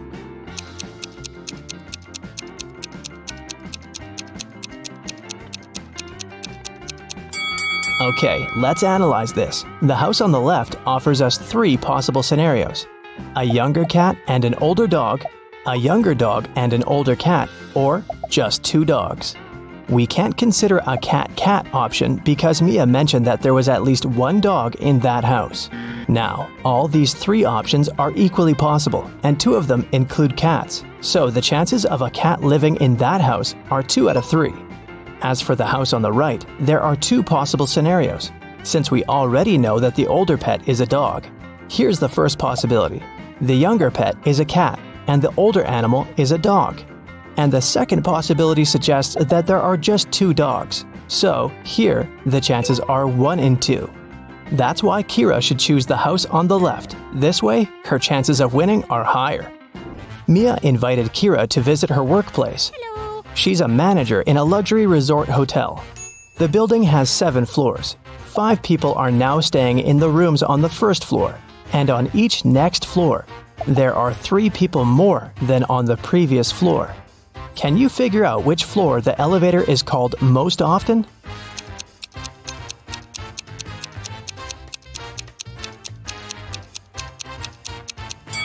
To the first floor. Any person living not on the first floor has to call the elevator to get to their room. Will is a famous billionaire. He decided to stay in the best room in the hotel. He's got 3 gold bars that weigh 4, 2, and 1 pound respectively. The charge for the room is 1 pound of gold per day, and the hotel staff don't accept any advanced payments. Will wants to stay at the hotel for 7 days. How can he pay for the room?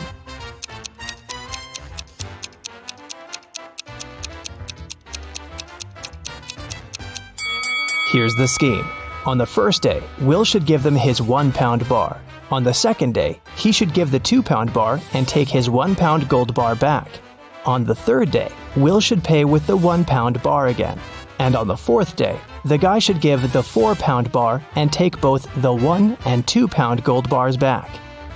On the 5th day, he can pay with the 1 pound bar.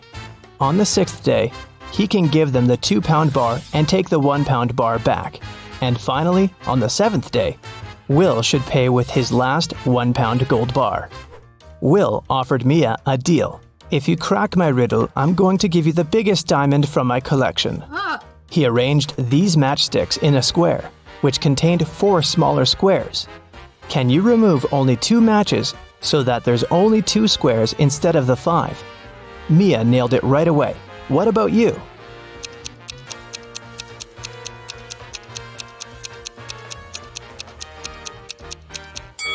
Here's the solution.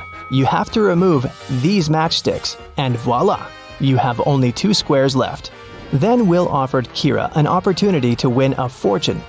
There are 100 precious red stones and 100 simple white stones in his collection.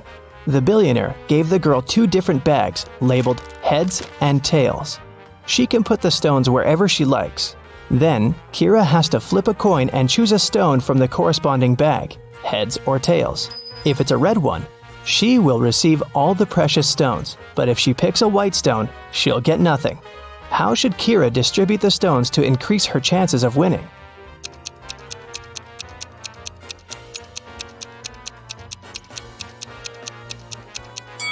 If she puts just 1 red stone in one bag and all the other stones in another, her chances of winning will be 3 and 4. Let's wish her luck. There are both humans and werewolves in the lobby of this hotel. They look very similar, so you can't identify who is who by their appearance.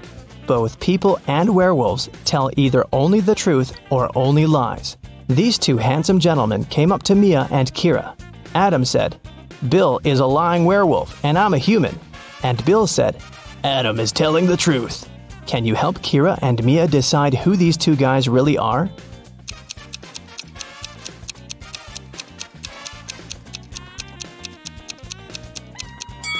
We know that they cannot tell half-truths. So, Adam's statement is only true if both parts of it are true. Let's suppose that Bill is an honest human. Then Adam should be honest too. But Adam called Bill a liar, which creates a conflict. It means that Bill's statement cannot be true. So Bill is a liar. And knowing that, we can conclude that Adam is a liar too. But what about their nature? Are they humans or werewolves? Adam's first statement is a lie, which means that Bill is not a werewolf. Therefore, Bill is a lying human. And the second part of Adam's statement means that he's a lying werewolf. Adam and Bill invited Kira and Mia for dinner.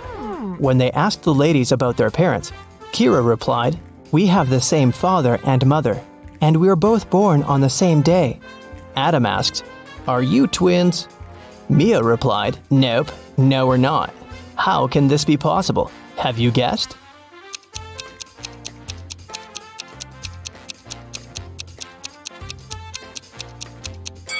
Kira and Mia are not twins. They're 2 of a set of triplets.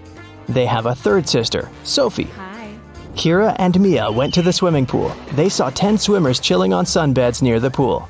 2 of them decided to jump into the water. How many swimmers remain near the pool at that moment?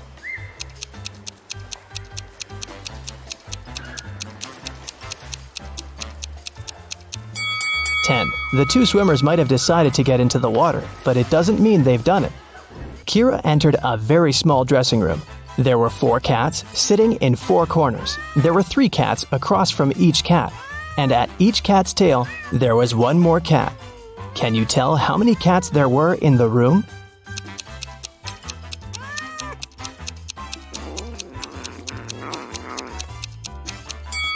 The room was very small. Each cat was sitting near the tail of the cat from the neighboring corner. In the ladies' room, Mia met this weird woman standing in front of the mirror and applying some lipstick on her forehead. Can you guess what's going on?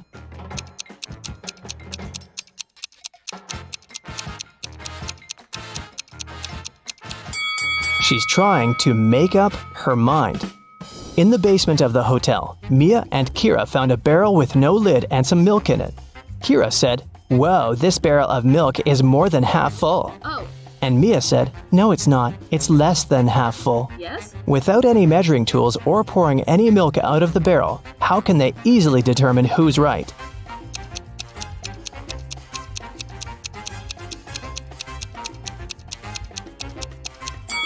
They should tilt the barrel until the milk touches its lip. If the bottom of the barrel is visible, it's less than half full. And if the bottom is still completely covered with the milk, then it's more than half full. A large group of students came to a scientific conference held at the hotel. 280 students study chemistry, 254 students study physics, and 280 students study biology. At the same time, 97 students study both chemistry and physics, and 138 students study both physics and biology, and 152 students study chemistry and biology. Also, there are 73 students who study all three subjects. Can you figure out the total number of students at the conference?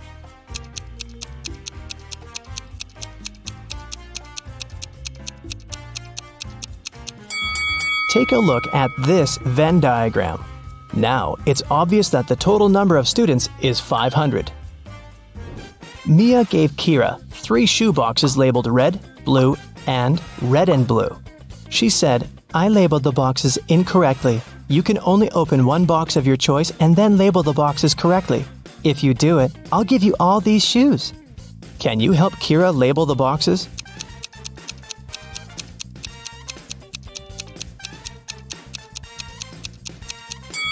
Kira should opt for the box labeled red and blue.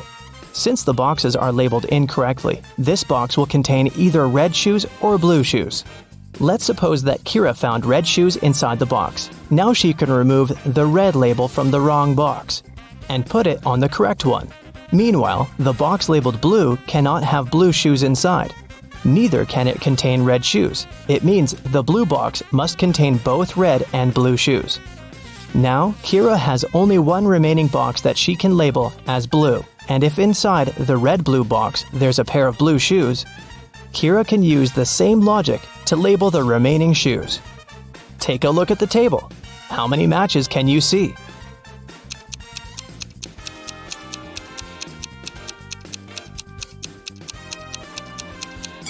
Eight.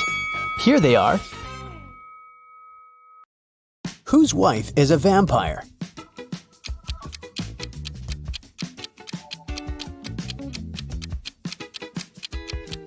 This guy's wife is a vampire because she only came to the party after sunset.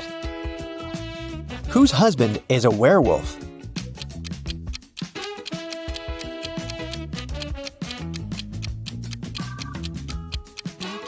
The girl on the left is sweeping up her cat's hair. See?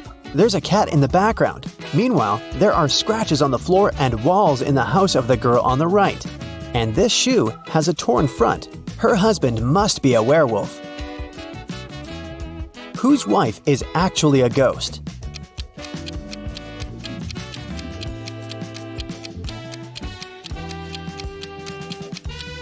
The woman on the right is wearing a ghost costume. It's Halloween.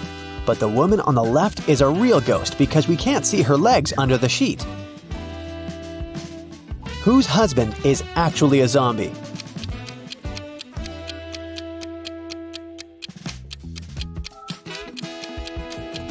The man on the left is just sick. The man on the right is a zombie because he's the only one who doesn't eat human food and has an empty plate. Water lilies grow on the lake. Every day, their number doubles. The lilies will completely cover the entire surface of the lake in 48 days. How many days will it take them to cover half of the lake?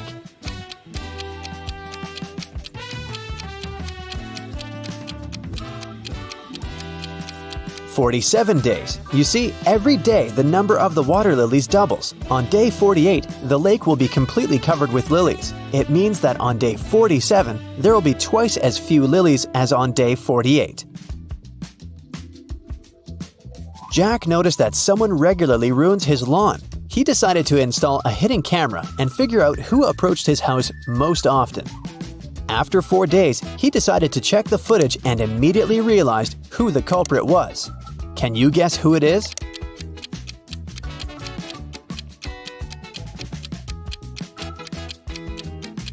Jack's neighbor Karen ruins his lawn.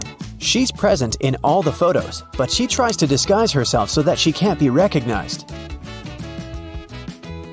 A woman didn't have her driver's license with her. She didn't stop at a railroad crossing when the barrier was lowered. Then, ignoring the stop sign, she moved in the wrong direction along a one-way street and stopped only after passing 3 intersections. Traffic police officers, seeing all this, decided not to interfere. Why?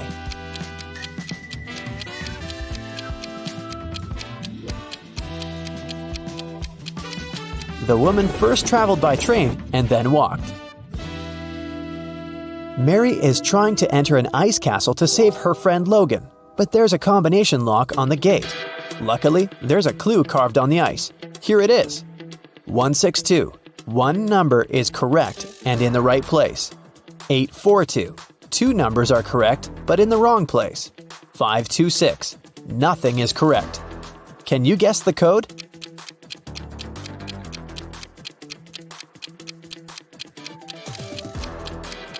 The passcode is 184. First, we exclude 2 and 6, since in 526, no number is correct. In 842, 2 numbers are correct, so 2 of the numbers we need are 8 and 4. The last number must be 1, and since 1 is in its place, we can easily figure out where 8 and 4 must go. Mary opens the gate and enters the castle. She walks down an icy corridor and comes across 3 doors. There's a severe snowstorm behind the first door. In the second room, there's a dangerous snow dragon. And behind the third door, there's a lake covered with a layer of dark blue ice. Which door should Mary choose?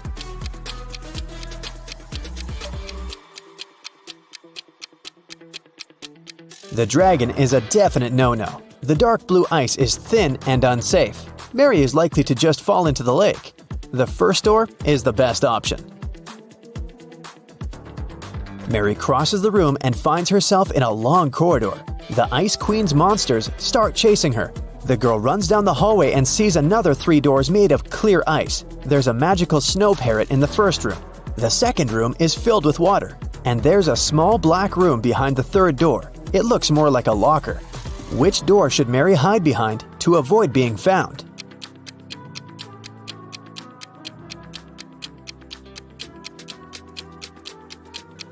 The Ice Queen's parrot behind the first door will scream when it sees Mary. The third door is a bad option because the doors are made of clear ice, so the monsters will spot her immediately. The second door is the best option. Mary swims away and finds herself in a big hall. She sees Logan, and they're about to run away together when the Ice Queen captures them in a cage. There are 3 levers next to the cage, and the Ice Queen gives Mary these hints. The first lever is going to open the cage, but they'll fall into a freezing cold underground lake. The second lever will open all the cages in the castle and release all the monsters that are inside. The third lever will open the cage, but only 1 person will be able to get out. What should the guys do?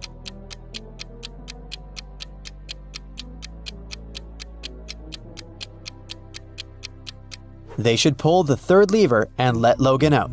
After that, they should pull the first lever. Mary will fall into the water, but Logan will help her get out of the lake. John decided to make a vegetable salad for his friends. To prepare for it, he will need 3 peppers and the same number of tomatoes. And he needs fewer cucumbers than tomatoes, but more than radishes.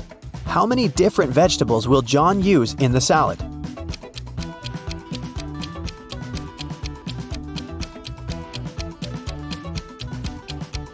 .3 peppers, 3 tomatoes, 2 cucumbers, and 1 radish. A professor went to have his lunch break, leaving 3 students in the lecture hall. When he returned, he realized that an answer sheet for an important exam had disappeared from his desk. He questioned the students. Kyle said, 10 minutes after you'd left, my mom called me and asked me to meet with her near the college building. When I returned, the sheet was already gone. Brian said, No one called Kyle. He took something from your desk and left. And Ryan said, Brian is telling the truth. When we realized that it was an answer sheet, we ran after him outside, but he had already left. Who should the professor believe?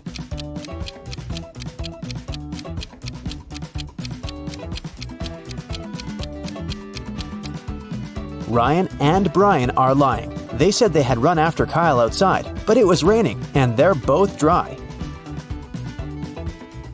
Which of these artists is suspicious?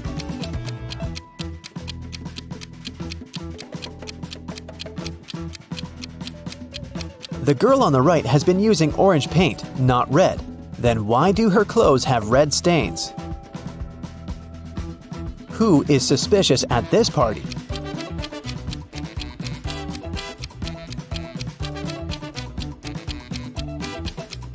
The second girl marked this glass to know which of them contained poison. Which of these students is suspicious?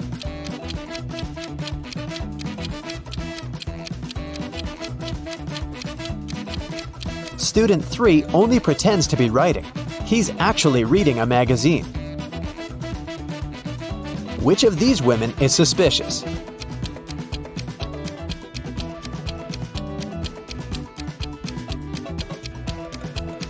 The woman on the right is only pretending to be pregnant. A prince married a simple girl and brought her to the palace. His mother, the queen, didn't like it at all. She started watching the girl and discovered that she secretly took some jewelry out of the palace and hid it in the ground under an oak tree. The queen immediately went to the prince and told him about it. The prince checked under the oak tree and actually found the jewels. His wife started begging him, "My prince, I swear, I didn't steal it for myself. I'm leaving the jewelry here so that my family can pick it up later." But the queen said, "She's lying to you. She hides the jewelry here because she wants to sell it when she runs away from the palace." Who's lying?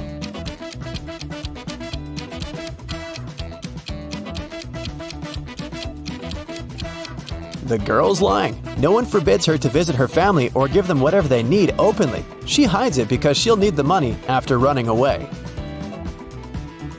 John had a lunch break, so he went to the butcher to buy some meat. He asked the butcher to cut the meat in a specific way. The butcher asked if John was a firefighter. John said yes. How did the butcher guess John's profession?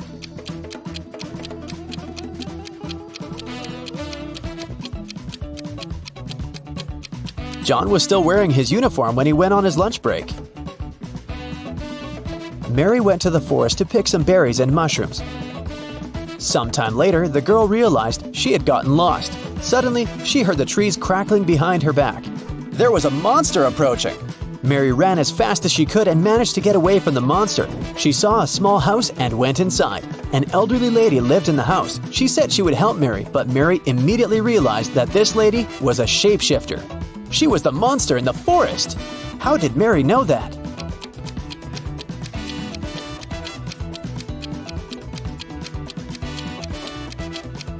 Have you noticed that the elderly woman has the same symbol on her hand as the monster had? Luckily, it turned out that the woman was not actually evil. She helped Mary to get out of the forest. The elderly lady from the forest has 3 cats: Snowball, Bella, and Lisa. They usually sleep on 3 different pillows: yellow, pink, and blue. Bella likes sleeping on the pink pillow. Snowball never chooses either pink or blue. Think about it and try to guess which pillow each of the cats sleeps on.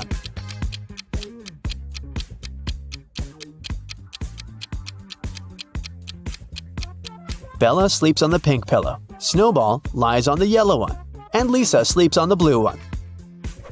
Now it's time to think fast. Why is Santa Claus so good at karate?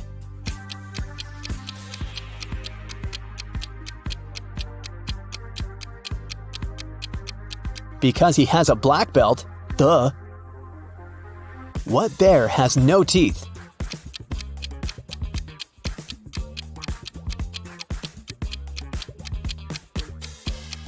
Marmalade bear. How can you make a rattlesnake cry?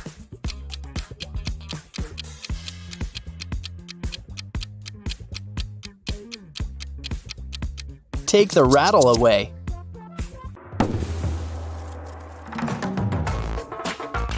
During a visit to an antique store, Rachel found a peculiar piece of gold.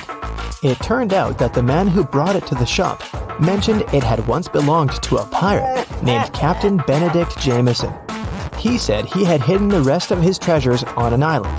The map was hidden inside a cave that was located on a beach on the same island, but no one has managed to find the treasure yet.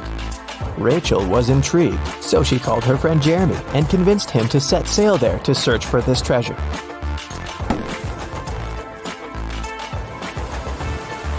After weeks of sailing, they arrived at the island and looked for the cave first. Can you spot it?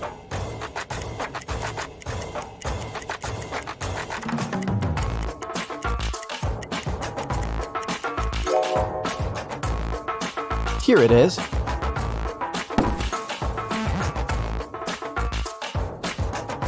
Three different paths within the cave led to the map. Which one should they choose?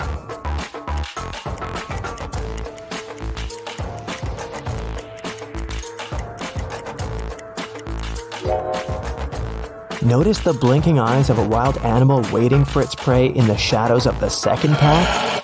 There is a rather large spider web blocking the third path. That must only mean there's a large spider that made it. So, the safest option is the first path.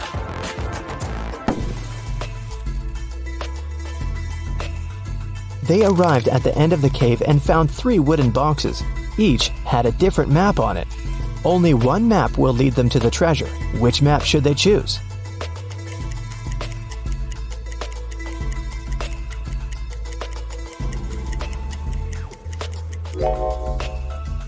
The area that the first map shows is surrounded by trees. The second map shows an area surrounded by the ocean. The area on the third map is surrounded by mountains. So, since they're on an island, they should choose the second map.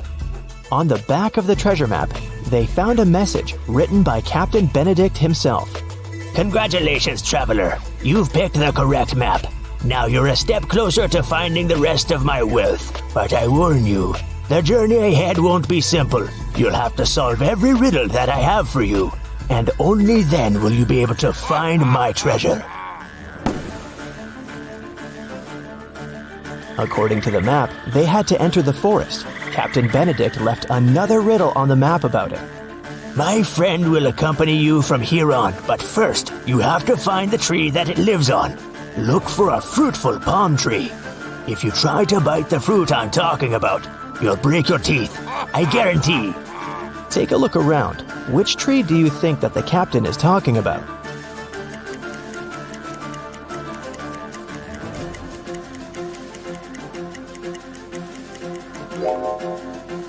Some of these trees don't have any fruit at all, so none of them can be the tree the captain mentioned.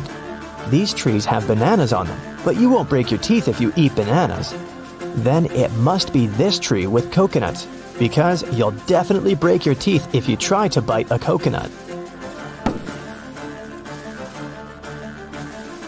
When they got closer to the tree, they noticed an engraving on it. It said, "Look up and find my friend Jonathan the monkey. Take him with you on your journey, because he knows where I hid the key." Then Rachel and Jeremy looked up and saw 3 monkeys. Which monkey do you think Jonathan is?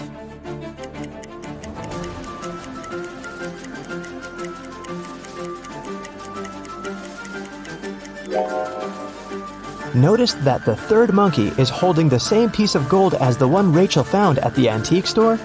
This guy must have access to the treasure, so he must be Jonathan. Rachel and Jeremy tried taking Jonathan with them, but he refused to even move. How do you think they can convince Jonathan to come with them?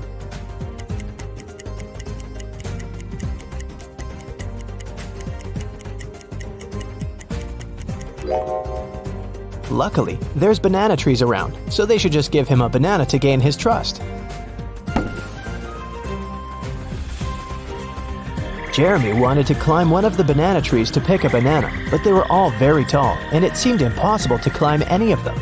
However, Rachel suddenly burst with excitement after seeing something that would help Jeremy. What did Rachel see?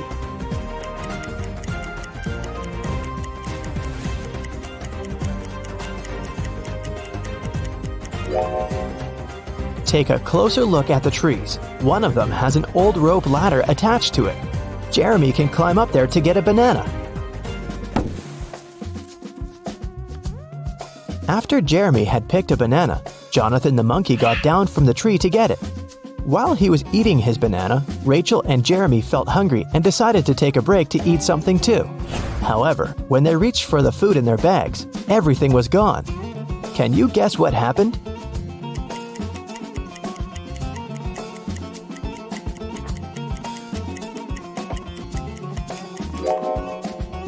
Did you notice something strange as Jeremy was climbing the tree? Let's rewind a bit to show you what happened.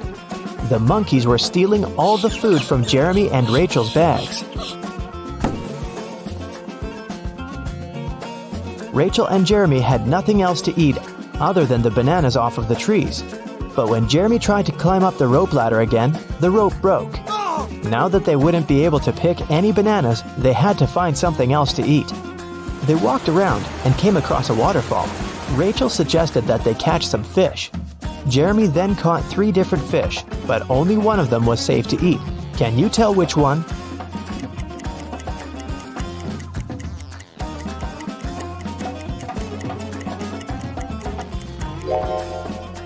They should eat the first fish because the second fish has spikes on it, so it's not suitable to eat. The third fish isn't real. It's electronic. It has small cameras instead of eyes. They fell asleep after eating, trying to figure out where the electronic fish came from. The next morning, when Jeremy woke up, he realized that Rachel was gone. Then they heard a man's voice. Jeremy couldn't figure out where it was coming from, but Jonathan the monkey pointed to the electronic fish. The voice said, I have your friend. Answer this riddle of mine if you want to see your friend again. There's a one-story house in which everything is green. Green walls, green doors, green furniture. What color are the stairs?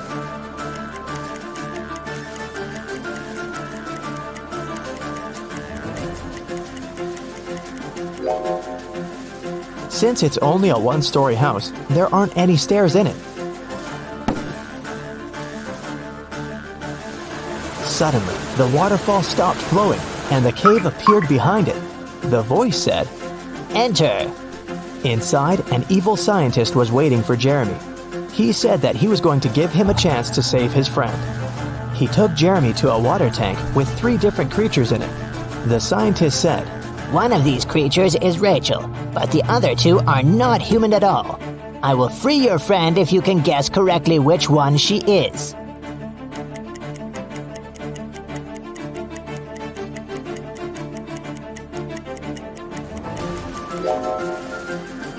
Take a closer look at the second creature. There are definitely human legs covered with seaweed. That must be Rachel. The evil scientist set Rachel free, but didn't let them leave the cave just yet. He showed them 3 gates. If they choose the right one, they'll be free to go. Behind the first gate, hundreds of poisonous snakes are waiting. Behind the second gate, there is a vicious vampire. Behind the third gate, there is a pack of hungry wolves. Which door should they choose?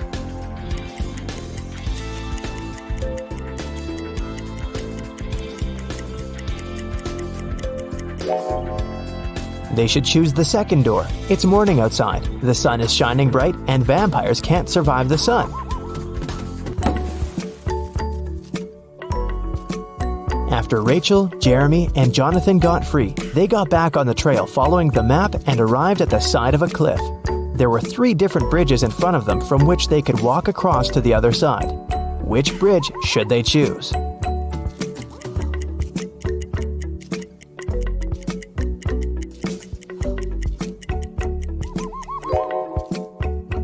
The wooden bridge looks very old. It won't be able to hold their weight. Even though the metal bridge looks sturdy, it's very narrow and it has no railings. They might lose their balance and fall. So, they should choose the glass bridge. As they continued their journey, they walked into a swamp without noticing, and they got stuck in it. There were 3 ropes hanging from a tree, with which they could pull themselves out. Which rope should they choose?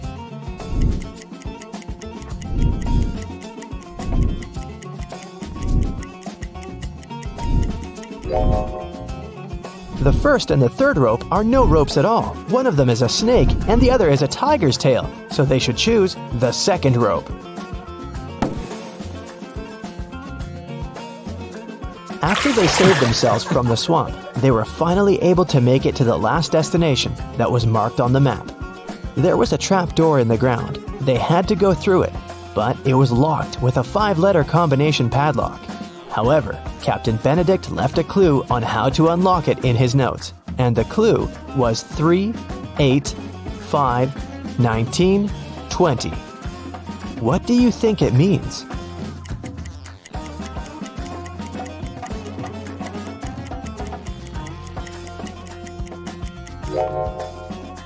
Each number represents its respective letter in the alphabet. The third letter of the alphabet is C. The 8th letter is H. The 5th letter is E. The 19th letter is S. And the 20th letter is T. So the passcode is the word chest.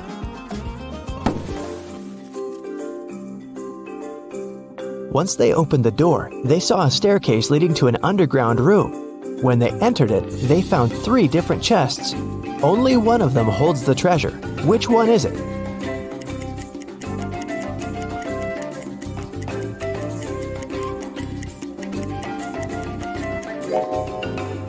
Can you see the ants coming in and out of the first chest carrying small pieces of food? And a sticky, slime-like substance is oozing from the third chest. It must be filled with whatever that is. But there is a golden reflection coming from the second chest. That can only mean the gold is in there.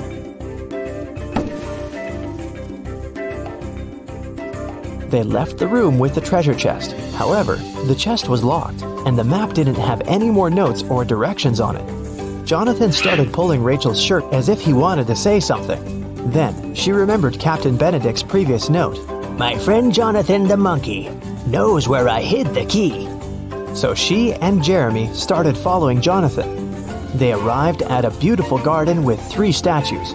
Each statue was holding a key, and only one of them would open the treasure chest. Which one should they choose?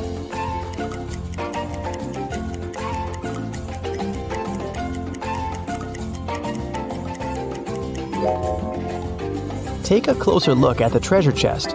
The lock of the chest has a little emerald on it. The first key has a ruby on it. The second key is decorated with an amethyst. And the third key has an emerald on it. Since it matches the lock, this must be the key they should choose.